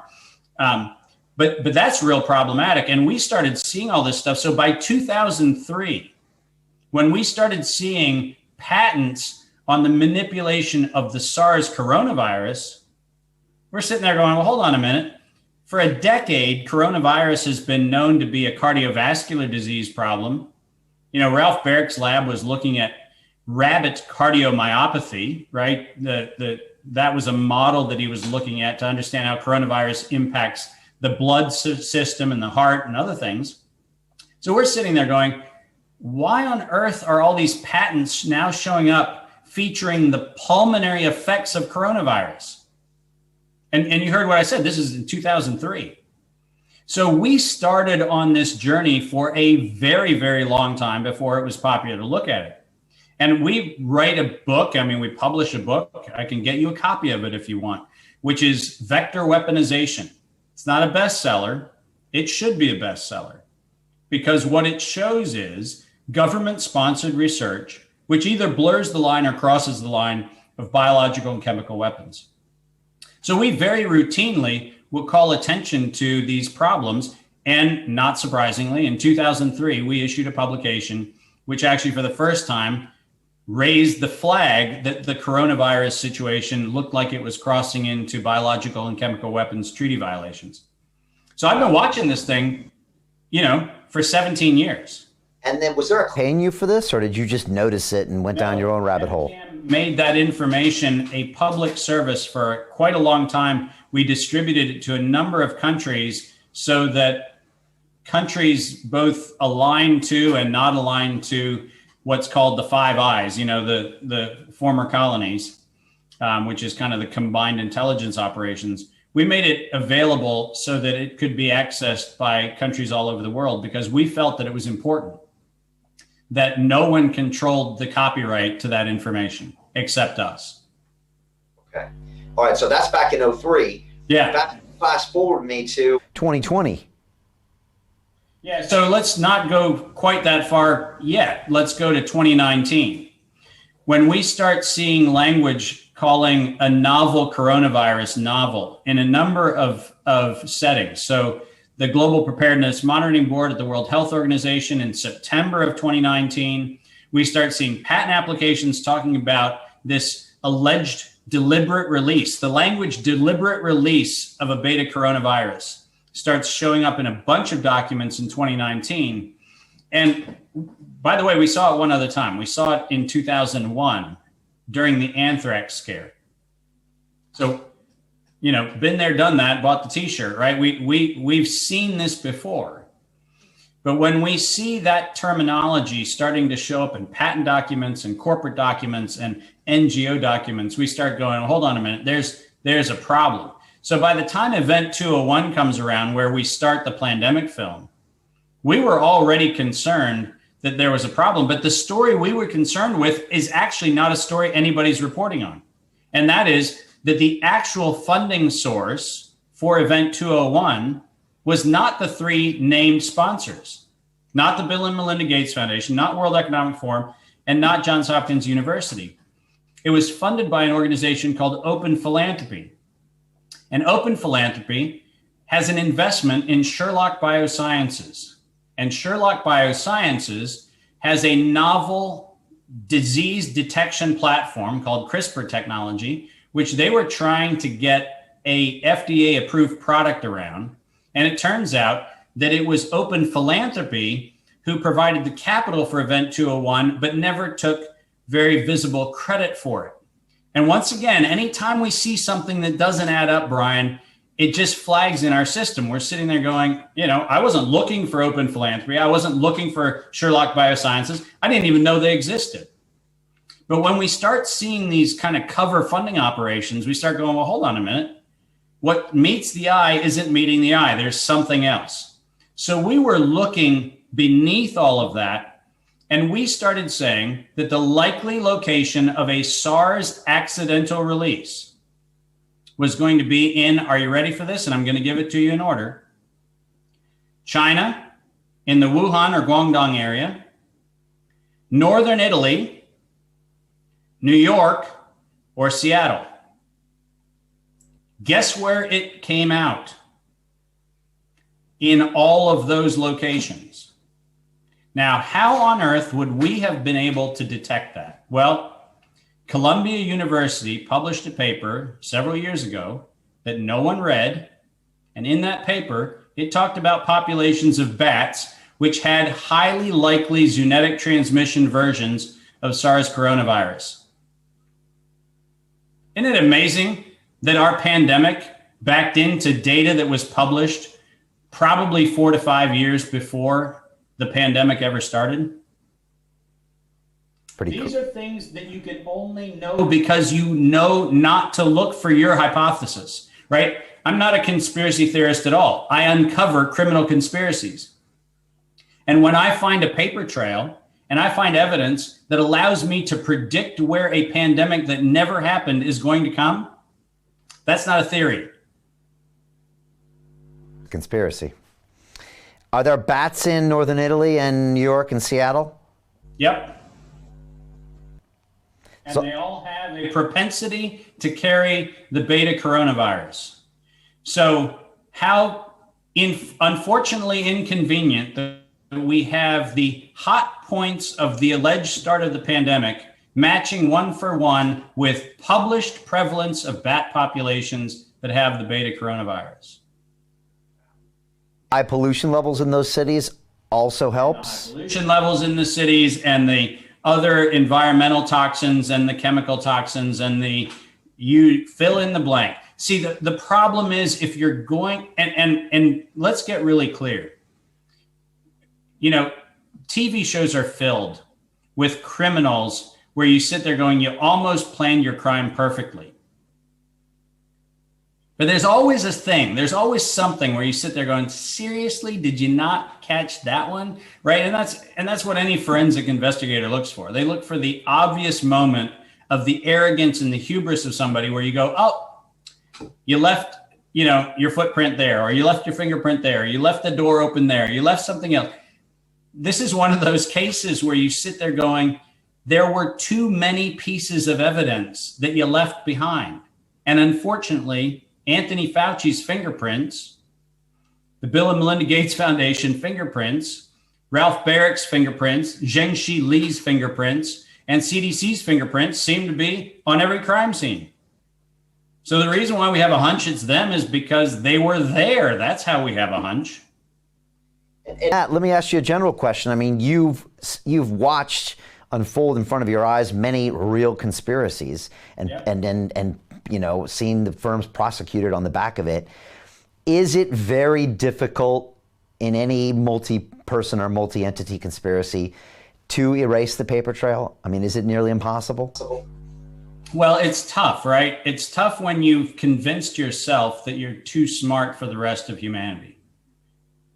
Right? That's the opening fallacy that probably brings down most criminals, right? Is they're just smarter than everybody else. And that means that they're willing to believe their own narrative that somehow or another, there is this impenetrable intelligence that they have, which no one is going to find. I mean, let's go back to our opening line in this interview.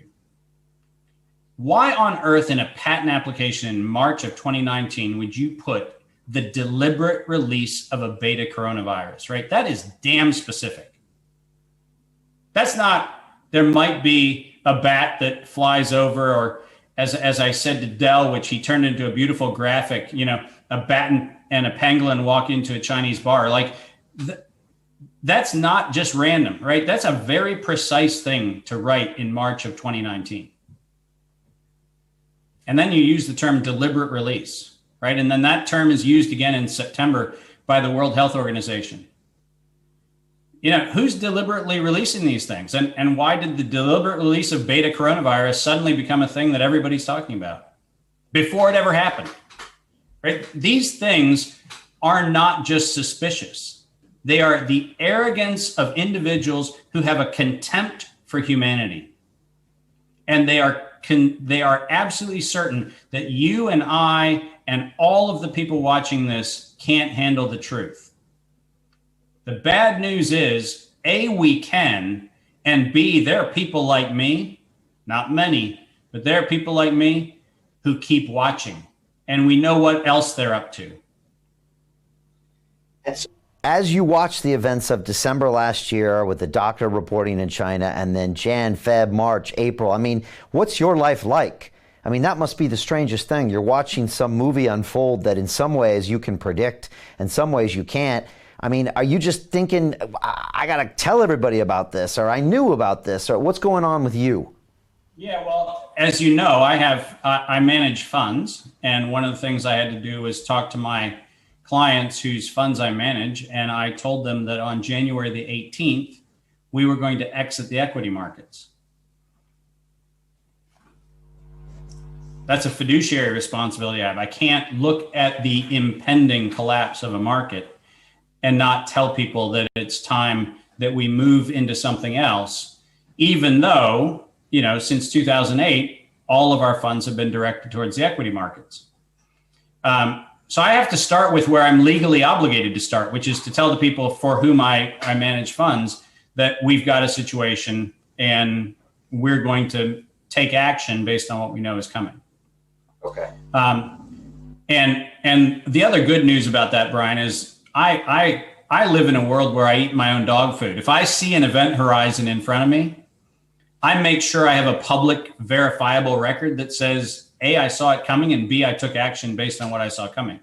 You can't sit there and go, well, I should have seen it. If I saw it, I have an obligation to take action. And that is what we did. The second thing we did is we started actually having a series of calls. The reason why we have our YouTube channel is actually because my wonderful wife, Kim, started saying, you're talking to all these people. There's probably other people who would also be interested in what you're saying. Because I was holding kind of once a week a Zoom call or a Skype call or a Facebook Messenger call where I'd get people on the phone and I'd say, hey, here's what I see coming down the pipe. And Kim finally just bludgeoned me into getting in front of the camera in March and starting to shoot a Facebook Live. And quite accidentally, other people started watching it. And, you know, and you appreciate this when you got started, you know, you have no idea whether it's going to go to 5 people that are, you know, just your crazy friends or whether it's going to go to a bunch of people. And the fact of the matter is people started thanking us for this information. And so what we've done is we have been putting information out in front of the story so that we have essentially, Brian, we have a track record that says there won't be anybody who can say nobody knew or nobody saw, right? That we're laying down the track that says that if we want to go back, by the way, like what happened in the intelligence failures in the Iraq War, right? We're going to have a record that says in public, people had this information. The fact that they willfully ignored it is on them.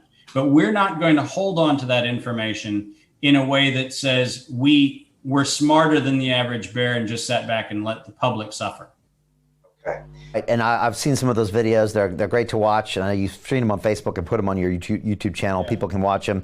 And then take me up to the movie. And then maybe we can talk about the key premise of the movie, which I think you cover in the first 10 minutes, which kind of says, well, if they patented it, then it's this, and if they didn't, then it's this. And I think that's a great point that you make that maybe you can walk people through. But, you know, was it hard for Mickey to get you to sit down and film this? How did that all happen? No, so let's start with Mickey's team at Elevate is fabulous. They are super professional. You know this, you've interacted with them. They're fabulous individuals. Mickey and his family, and I really want to honor the fact that he has a family. They've paid some pretty dear price for, you know, him getting the message out there. Mickey is an amazing human being. He reached out. He did something that I profoundly respect, and that is that he didn't believe a word I said. He started off by just going, if what you're saying is true, this is so big, and I can't believe that no one else is saying it. So I'm going to start with it can't be true. But then and he shared this in your interview, you know, they started looking at it, and lo and behold, the documents were there and all the information was there, and it started adding up. And so when he asked me to come out to California, I felt like I was going to a brother's house, right? Just he was very hospitable. Their team was great. And so the entire process of working with Elevate was fabulous. And they did something, by the way, Brian, that I think really deserves some credit. Mickey took a lot of flack for the first film. And anytime somebody tells a story, a lot of people forget that it's a story, right? So the way Judy conveyed the information that she had, that's her story. And I think we all need to respect the fact that the way in which people express their first person narrative of their experience is theirs. And I think that there were things that some individuals criticized where a sentence or a statement made in a particular context, if taken out of context, could have been, misleading or whatever. So he got a lot of flack for that. And so what we committed to was I wasn't going to get away with anything. I couldn't make a statement that wasn't backed by chapter and verse. Show me the document, show me the correspondence, show me the source material, show me everything else. And then even after I showed it to him, he sent that off to make sure I hadn't come up with the material. Now, these are federal records, so I don't know who he sent them to, and whoever they were, I'm sure saw them for the first time. But the fact is he did the right thing, right? Rather than feeling like he was a victim of the first film, he said, I'm going to raise my standard and you're going to pay the price for it. Yeah. Now, the cool thing is, I got tons of respect for that. Yeah. And that comes out in the movie. And I was speaking with him and his producer, Eric, right when this was happening. And I actually was in contact with Mickey really early on. And so I was actually waiting for your movie for like 4 or 5 months. And I just thought, I didn't know if Mickey had gotten abducted or what, but I given up on him. Because I don't know why. I mean, we've made films over here. I don't know why I expected him to make a feature-length documentary in a month, which is unrealistic. But I did, and we were waiting to potentially stream it. And so him and Eric told me like a week before we streamed Plandemic, he said, look, when we first met David, he said, we didn't think that this could all be true. Like, we just didn't know how this could all be true. So they're like, we went in and were extra careful. And because of, like you said, a couple of statements that Judy had said that some people took out of context, or it was like 1 or 2 statements where they had to clarify, he was being extra diligent. And it shaped this film in a big way. It really did. And like you said, he learned from that experience and made himself better and made a better film. Well, and it made my ability to communicate better too. I have since my congressional appearances, if you go way back to when I was in high school, I got in front of the Senate Armed Services Committee in I think it was 1983 or 1984. So I've been doing things in a public voice for a long time. But I'll tell you what, when you encounter professionalism like Mickey and his team, where they say, listen, this is not personal. We just can't afford you taking editorial license. This has got to be fact check to the fact checking extreme. And man, what a great experience. It's great to work with professionals, and it's great to work with people who are that committed to getting the truth out. Yeah, and that is fantastic. Tell me about that original premise of the film, because I think it's really kind of what cracks open the whole piece. And it's how we first learn about you. I mean, and I don't want to spoil the movie, but again, it introduces kind of Event 201, but then you kind of set the premise, which shapes the whole film. And maybe you can just talk about that. And yeah, we'll keep it really simple. I won't spoil it for the whole film, but let's get the simple facts. Number one, April 25th, 2003, the CDC lied to the American people and to the world. And they lied when they filed a patent saying that they could patent the SARS coronavirus isolated from humans. That was a lie, and it was a violation of the United States 35 U.S. Code Section 101. So let's just get it out there. The CDC lied, and the CDC broke the law.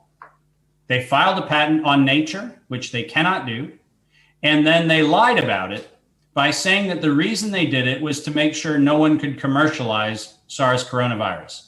That wasn't just a lie. They had the intent to commercialize it. And let me back that one up. Because in 2005, the patent office told them that they couldn't have their patent. They actually rejected the CDC patent. The CDC didn't want to hear that their patent couldn't be rejected. And so they decided to appeal, and they sent new information in, and they did all sorts of other hand-wringing exercises, and they failed to convince the patent examiner. And once again, they got the patent rejected in a final rejection saying you can't have the patent. The Center for Disease Control, if they wanted that virus information to be available in the public for research and not for commercial use, could have stopped right there, hit print, said, we're making it available. Nobody gets to patent it.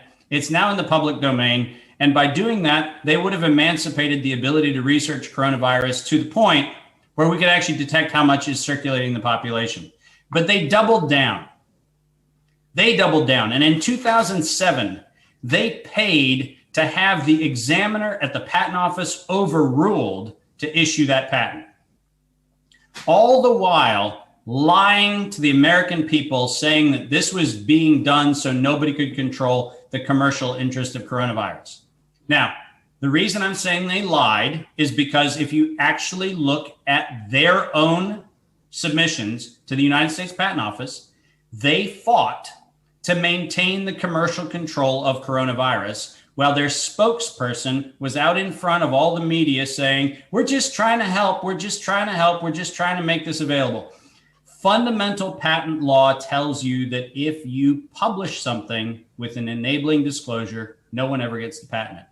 If they were serious, if they were telling the truth, they could have hit print, but they didn't. They locked it up. And why did they lock it up? Because it turns out that there was an internal Department of Health and Human Services fight about infectious diseases. Because in 2005, everybody at NIH realized that DARPA was getting in the game. And the Defense Advanced Research Program was going to start shoveling a lot of money towards infectious diseases. Ralph Baric in 2005 started talking about how the coronavirus was this wonderfully manipulatable virus, which you could make chimeric combinations, and you could make recombinant combinations, and you could make synthetic versions which amplify different attributes of the virus. And DARPA started funding it, and it turns out that the CDC wanted to have a seat at the table, and their patent gave them that seat to control the cash flow of coronavirus, the industry. Now, I don't care how many people hear that statement. I'm going to have fact checkers who then say, well, Dave, you say that their patent was illegal, but it wasn't until 2013 when Myriad Genetics had their patent on a gene ruled invalid by the Supreme Court and ruled that patents on genes were illegal. Little tiny problem, once again, with lawyers who do not read Supreme Court opinions. The Supreme Court specifically said in 2013, and I quote, "We have long held that patents on nature are illegal." Long held. They didn't make up the law in 2013. The law was made up last time I checked. That part of the law was amended in 1988. So patents on nature were illegal. The CDC violated the law. They entered into this whole scam in a criminal conspiracy and then brought all of the co-conspirators in on the racket. Funding sources, NIH, NIAID, and then when things got too hot in the kitchen in 2012 and 13, when the NIH said, hey, we need a gain of function moratorium because we think there's some things that are going off the rails here. What did they do? They took the US taxpayer dollar and they offshored the research. And in 2013, between 2013 and 2015, Dr. Ralph Baric at the University of North Carolina, Chapel Hill, and the collaborating researchers under Zhengli Shi at Wuhan Institute of Virology started doing a chimeric and synthetic composition of SARS coronavirus with the Wuhan virus number 1, which is the closest analog to what's called SARS-CoV-2. They started messing with it between 2013 and 2015, and Anthony Fauci wrote the checks to do it.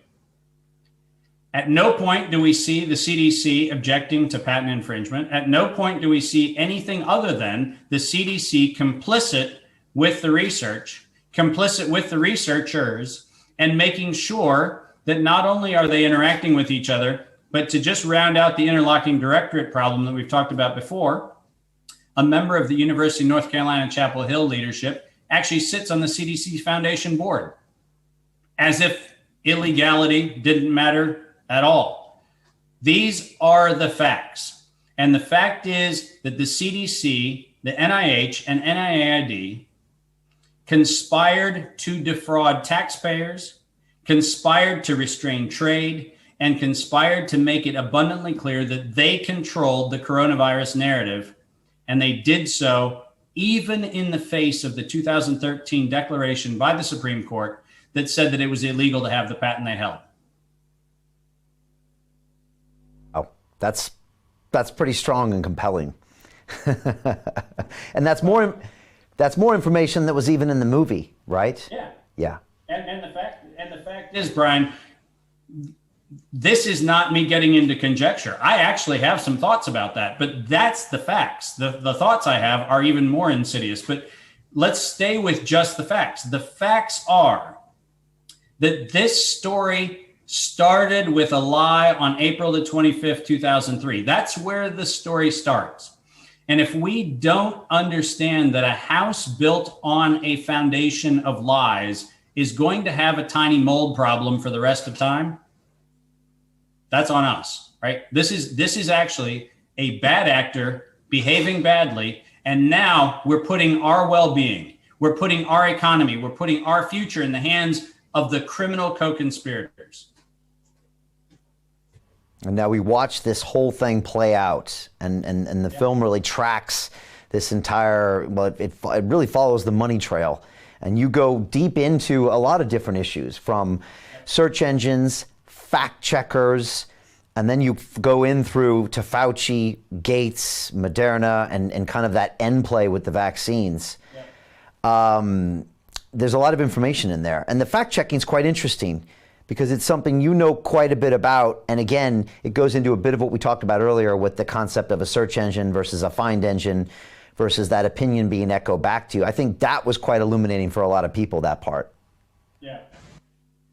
Well, and listen, I mean, there is, to the best of my knowledge right now, there is no independent fact checker in the mainstream media. These are opinion curators, and that's what they are. And that's fine. I mean, if we call them what they are, then I can live with it. They are the people who sanction the narrative.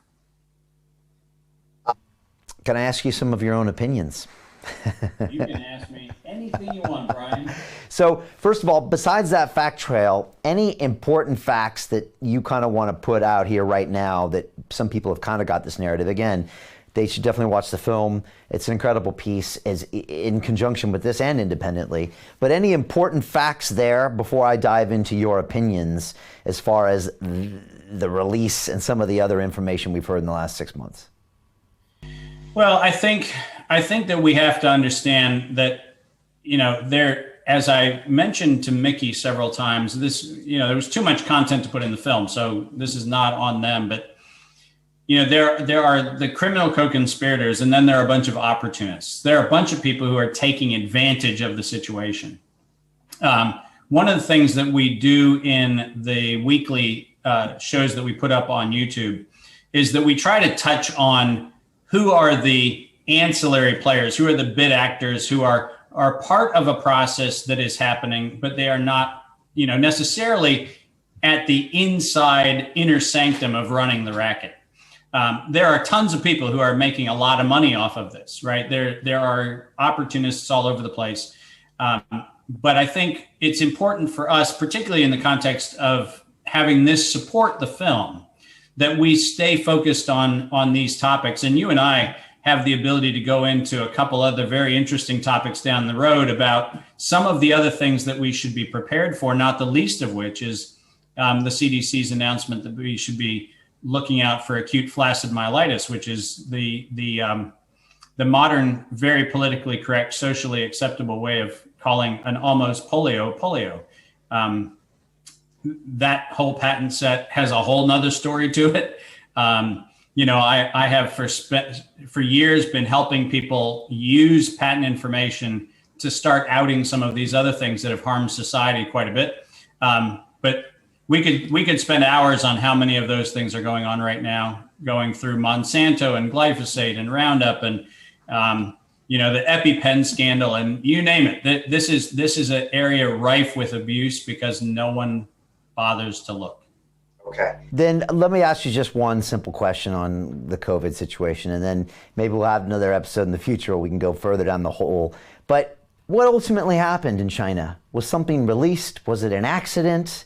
And what happened in the other parts of the world? What is your thoughts? Well, yeah, so here's a tiny problem. The situation was set up for what I like to refer to as plausible deniability. You have, on the one hand, you have the lovely ability for the U.S. and China to both point to each other and say, you did it and you did it. And the fact of the matter is we did it, right? There is no question that by 2015, we had actually seen a joint U.S.-Chinese publication that anticipated the variations that are now SARS coronavirus 2. So the reason that we don't have a real good answer to the question in the public media is because media is asking the wrong question. They say, did China do it? And China goes, no. And the U.S. goes, China goes, well, did the U.S. do it? And the U.S. goes, no. And the answer is, nobody's asking the right question, which is, did you do it together? And the answer is yes. But nobody asked that question. So let's put it out there.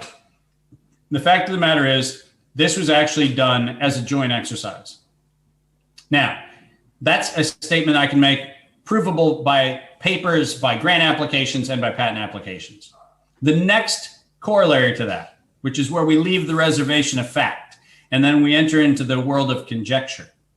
And let me make it abundantly clear, that's exactly what I'm doing right now. I'm entering in the world of conjecture. I think that the Chinese government and the US government were in a trade war from which neither one of them had a path to extricate themselves.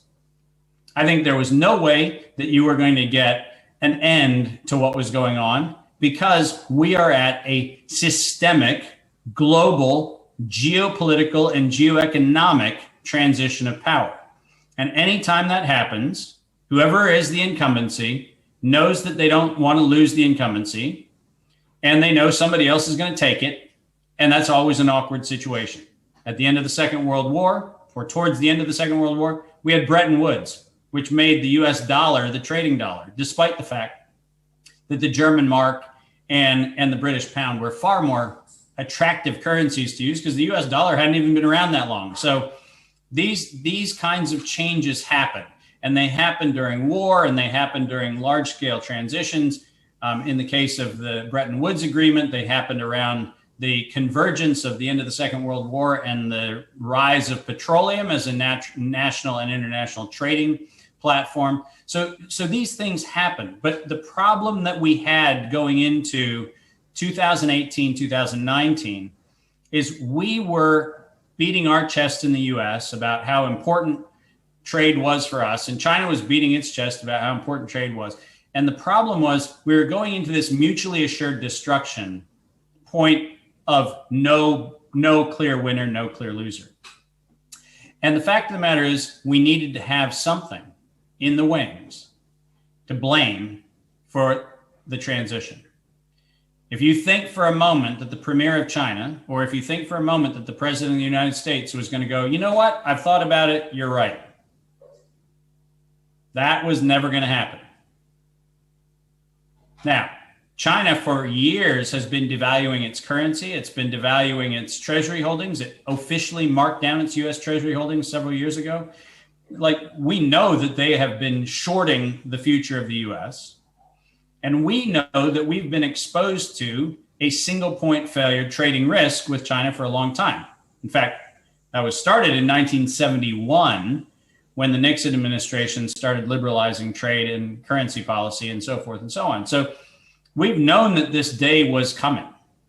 If you go back and look at US trade documents from 1986, we knew that there was going to be a problem of this past 3 years creation, where China would finally overtake a number of US industries and a number of US technologies. We knew it was coming. It's been on the horizon for a long time, but nobody had a plan on how to do a smooth transition, which means you need to have an event.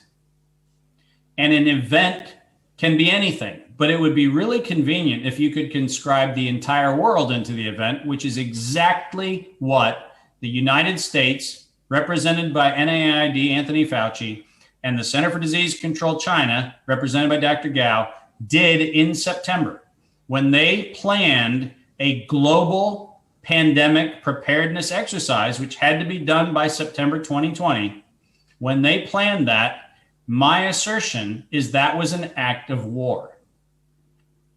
That was an act of war perpetrated not by one country against another country. It was an act of war perpetrated by a corporate industrial complex that decided that the governments that they had acquired through influence, through lobbying, through everything else, wasn't playing ball anymore, and they needed to assert power over all of them. And the fact of the matter is, if you look at who's been the winners, you can't point to a country that's been the winners, but you can point to corporations that have been the winners. And if you really want to know probably who funded the whole exercise, there's probably a pretty good short list to start with. And those are the Companies that are hitting all-time highs in the stock market. That is exactly right. That's pretty deep what you just laid on me there. I'm going to digest it. It's actually quite simple what you laid on me. It is. But most people, they look at the map of the globe and they see this red country over here and this red, white, and blue country over here, and they think, oh, countries war against each other like they always have. And you're saying, no, you're looking at the world through an old paradigm. The new paradigm. Listen, it's exactly right. And if we think back, we don't have to go very far back in history, but let's face it.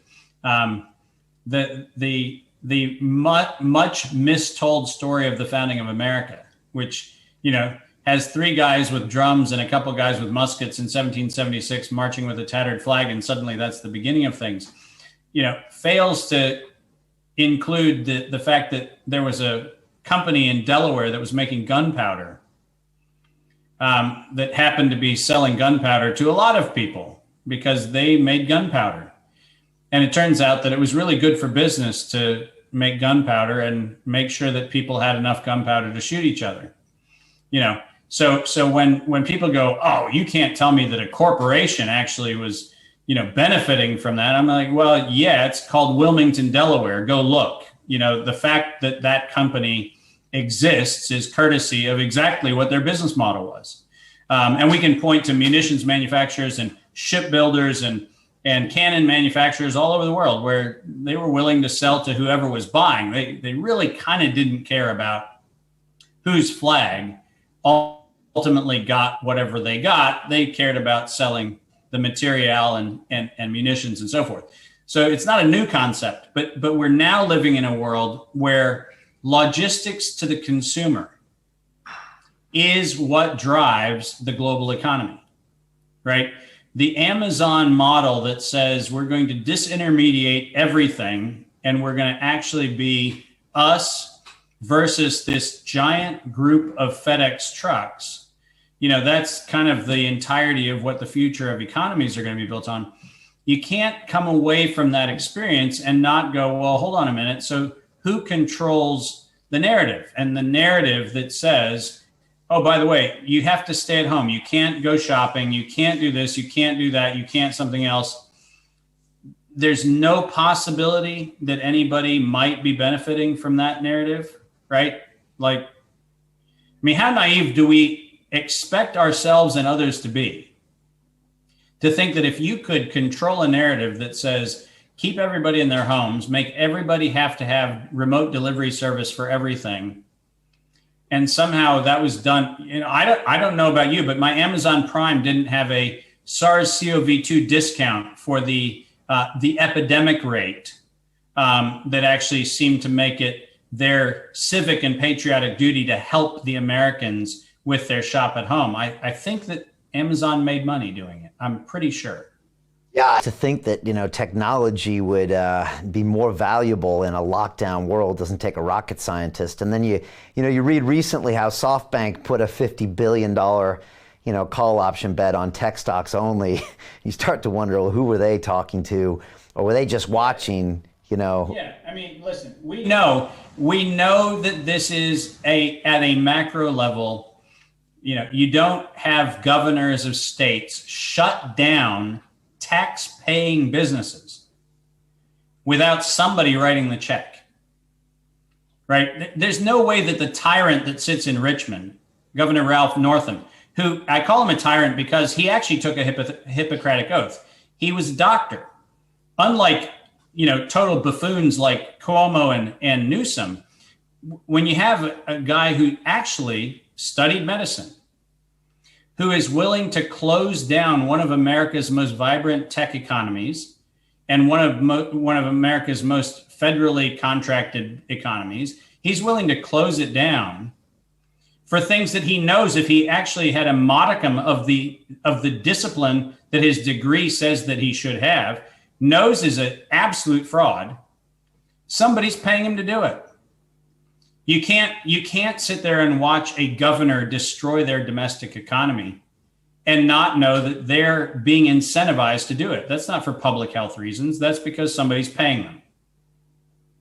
All right, so Who's wagging the dog when it comes to corporations and governments now? The corporations are writing the rules. Yeah, and the cool thing is that is such an incredulous comment that people go, no, that's a conspiracy. Tiny problem.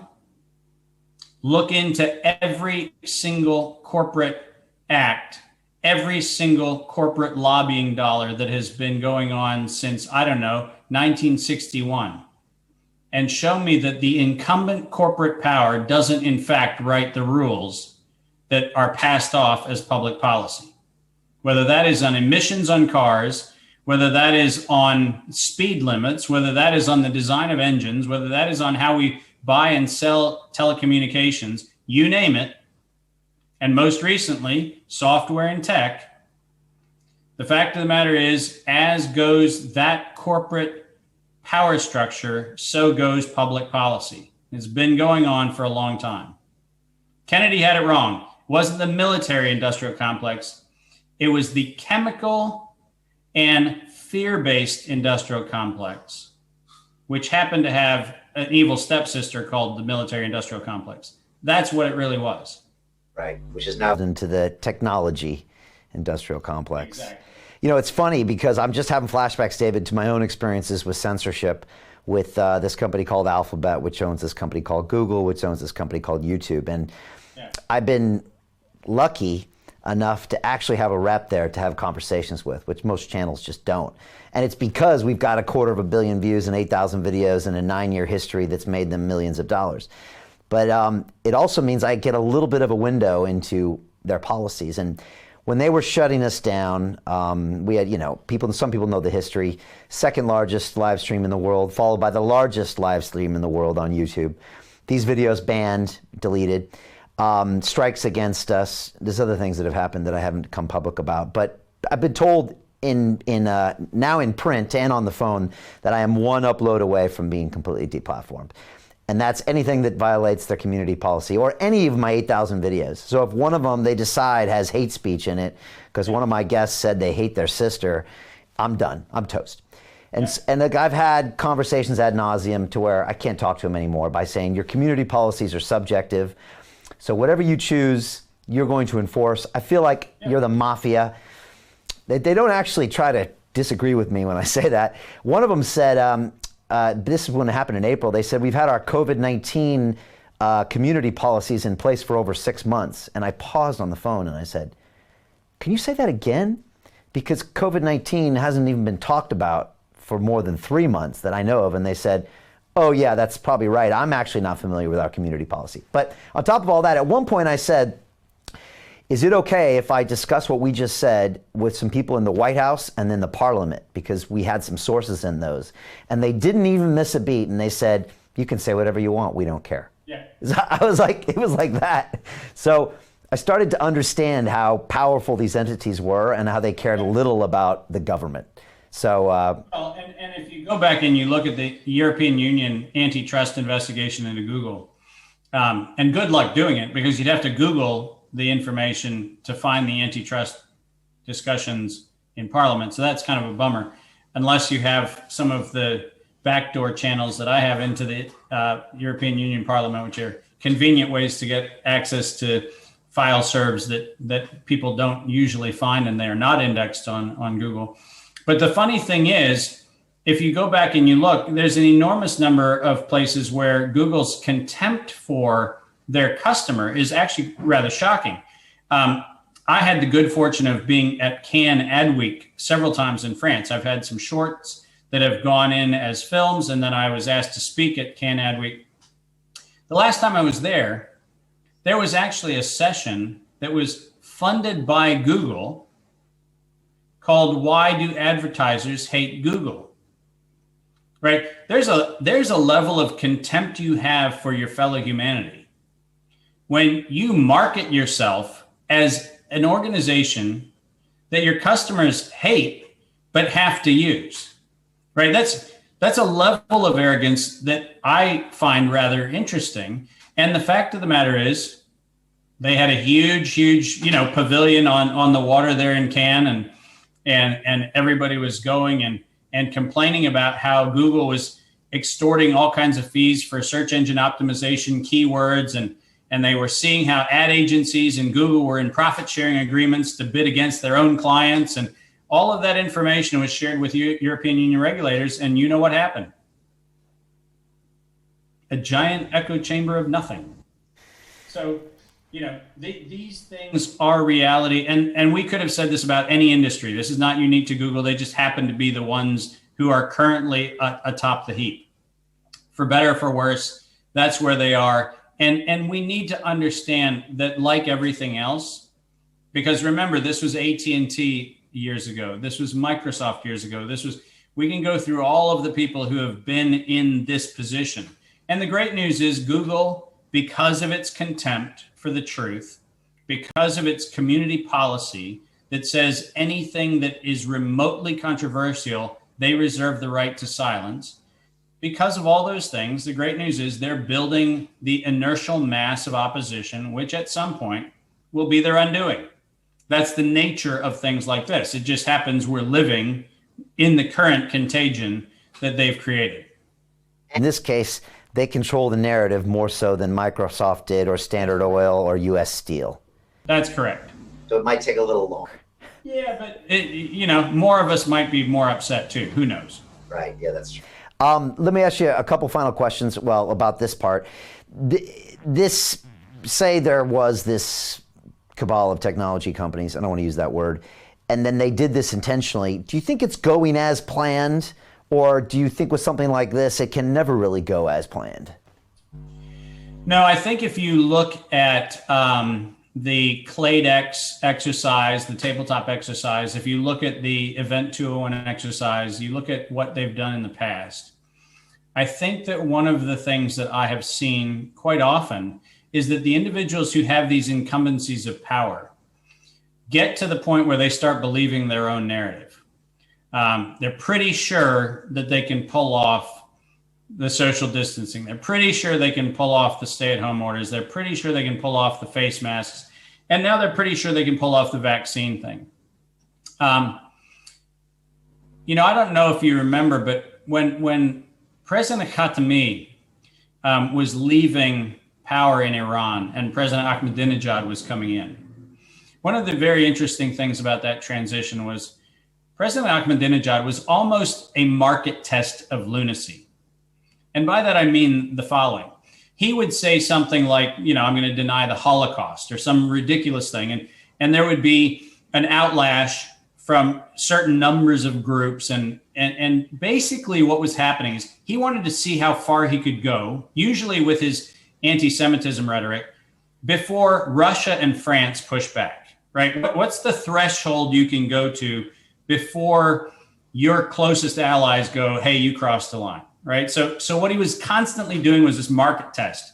He'd say something and then he'd be, throw in a little barb and, he'd get the predictable response from the US or the UK or Israel and get those responses. But he always was waiting to say something so lunatic that France or Russia would come back and say, that was too far. Well, the problem with this current exercise is the guys running the show don't have that safety valve. They don't have the lunacy check. So you can imagine them saying, all the way up until the 6th of April, let's not do face masks because they don't do any good. And then the World Health Organization has to pay C.R. McIntyre to do a lit review study that by definition keeps all of her research from being in the lit review, because her research says face masks not only are not good, her research actually shows that cloth masks create some serious side effects. So, but she's getting paid by the World Health Organization, and she discloses it, thankfully. She's one of the few people who does, but she discloses she was paid to write the article that then Google put up to say now everybody should be wearing face masks, ignoring all of her actual science that said that it was a bad idea. You have people who have lost the plot of their own hubris, which allows them to keep pressing the ludicrous limits. And history, Brian, has not been kind to people who do that. These moments we can all look at and we can kind of go, God, it feels like we're helpless against the tide of tyranny. But the fact of the matter is, time isn't a friend of tyrants. It never has been. And when we live in the middle of it, we feel like, oh my gosh, is this going to end? And not only is it going to end, it's going to end in a bad way that they didn't anticipate. And part of the reason that it's going to end in a bad way is because of conversations like the one you and I are having right now. Because you can't silence it all.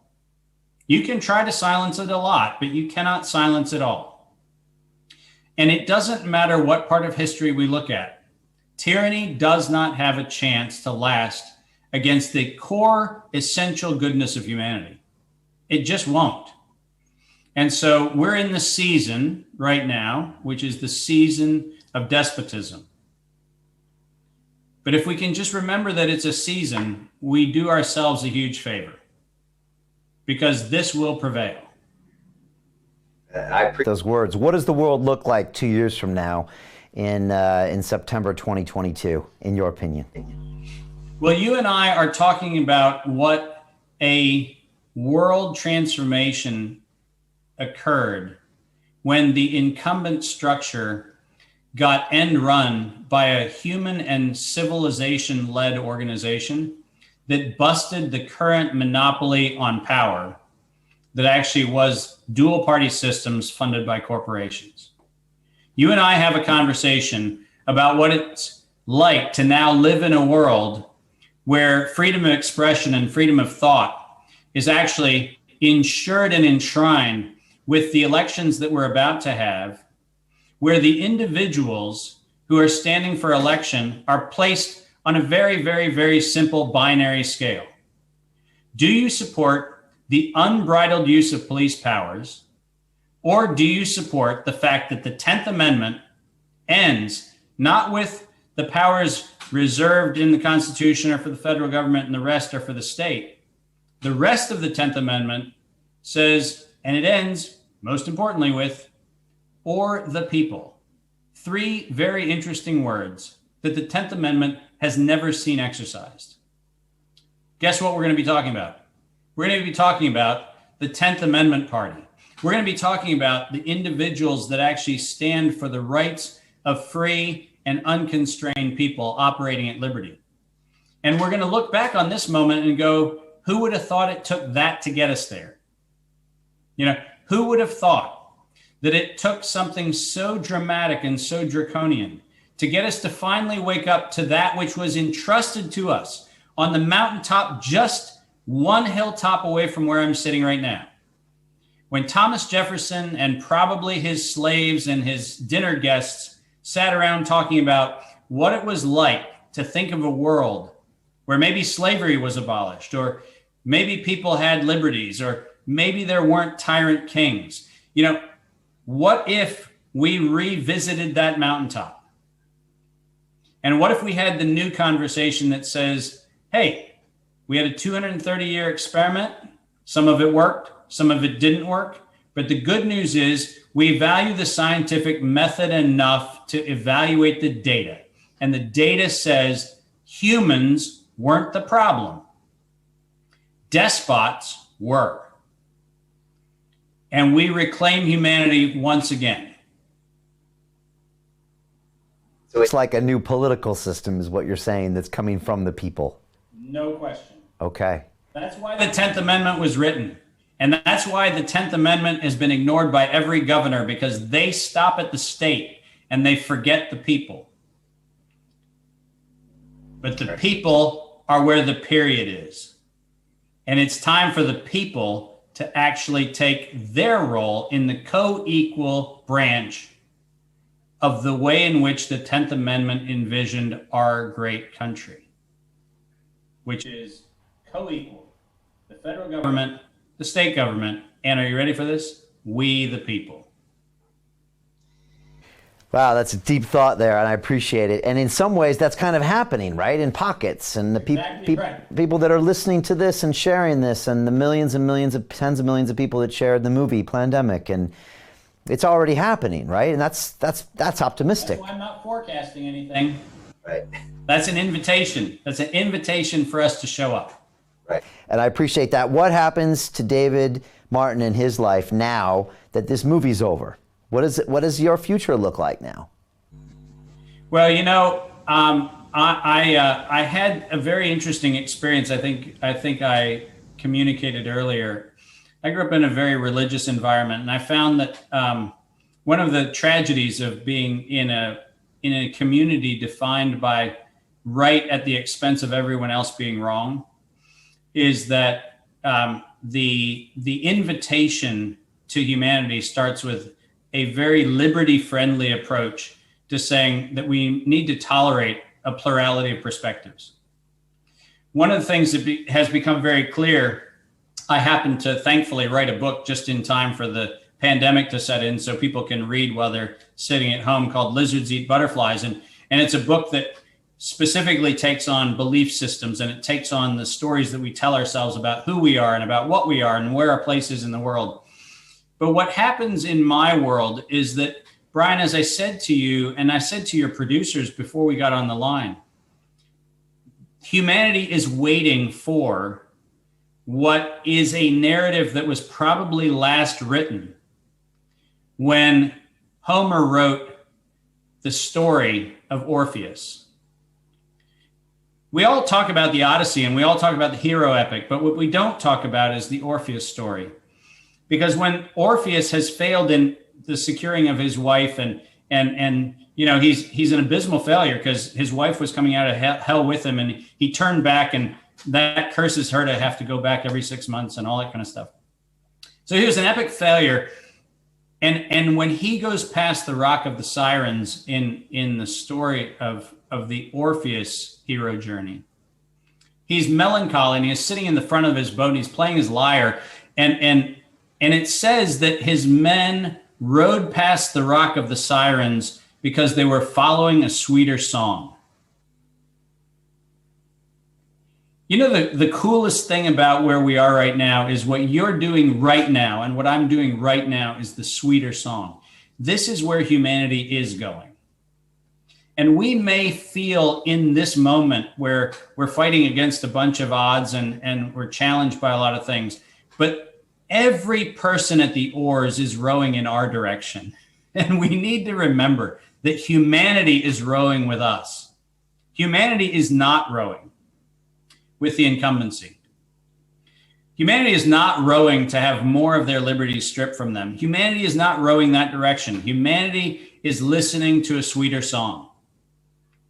And so the next for us is another day with you and another day with other conversations like this. And truly, the rising up of the best of us, where what we do is we commit to truth, we commit to integrity, we commit to a non-adversarial approach, and we actually have the ability to have respectful dialogue, where we honor those who got us here, right? I'm only talking to you because of the greatness of Mickey. And we need to be clear on, we're not standing as experts. We're standing on the shoulders of great people who brought our lives together. I only was talking to Mickey because of Matt, and Matt was talking to me because of Danny, and Danny was talking, like, we have the army of greatness.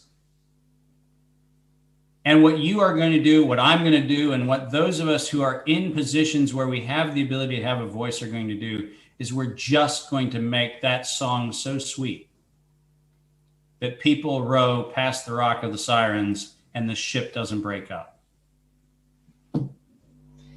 Yeah, I think that's a fundamental vote in humanity, is what you're saying there, and I feel the same way. Right. I bump into people on the streets, and nearly all of them are with us. They're all saying, wow, I'm an adult. Why are they keeping the information from me? That doesn't make sense, Brian. Someone stops me and says, I think one of these guys is crazy on your platform. I said, good, you got to make that decision. They're like, right?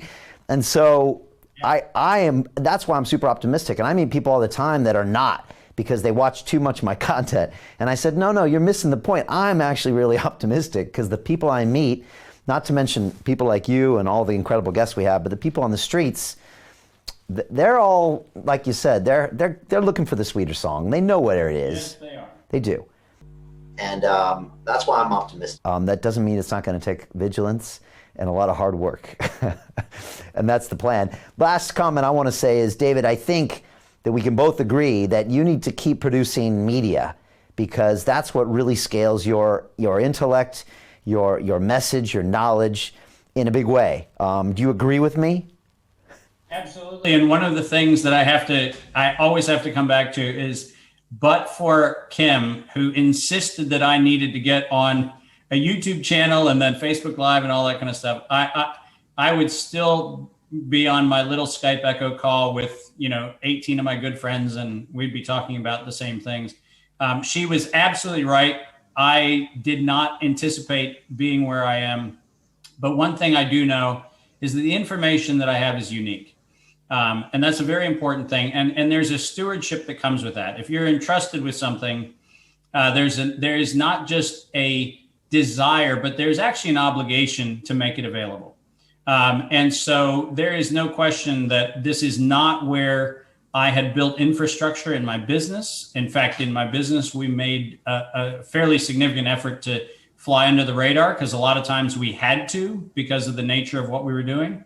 I'm now in the public eye. And as a result, I'm going to look to people like you and to people like Mickey and Del Bigtree and others who have also been in the public eye. I'm going to look to them because this is not my strong suit. My strong suit is doing what I've always done. I think, as we can see in this conversation, we don't have a shortage of topics to cover. We don't have a shortage of information that needs to find its way into the public. And I am just super grateful, really, truly grateful for your courage, for your generosity, and for the effort that you laid down so that a person like me could actually have a voice that would land in the ears of people who would not otherwise have ever heard this. So I'm deeply grateful and humbled by the greatness that I get to encounter now that my life is going through this change. Well, I appreciate the kind words there, David. And yeah, look, I'm swimming towards that song as well, or rowing towards that song. And I love hanging out with people like you and Mickey and Del and all the people I've had on the show, Robert Kennedy and all these amazing people. I'm the lucky one every day to do that. And when we got banned on YouTube in April of this year, my immediate reaction was to re-upload the video. Like, I didn't think twice. And someone asked me, like, where did the courage come from? It wasn't. It was just, this is wrong, and so let's re-upload it until it's live.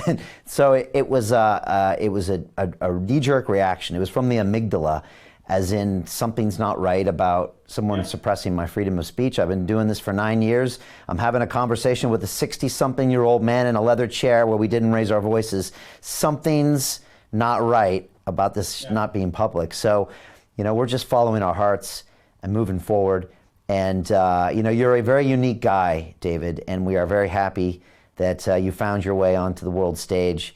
And hopefully we can have some more conversations in the future. But really, with your skill set and what you've built, and also the willingness to put yourself out there in the public, I mean, there's not many people, probably no other people in the world that would have or could have done that. So, thank you.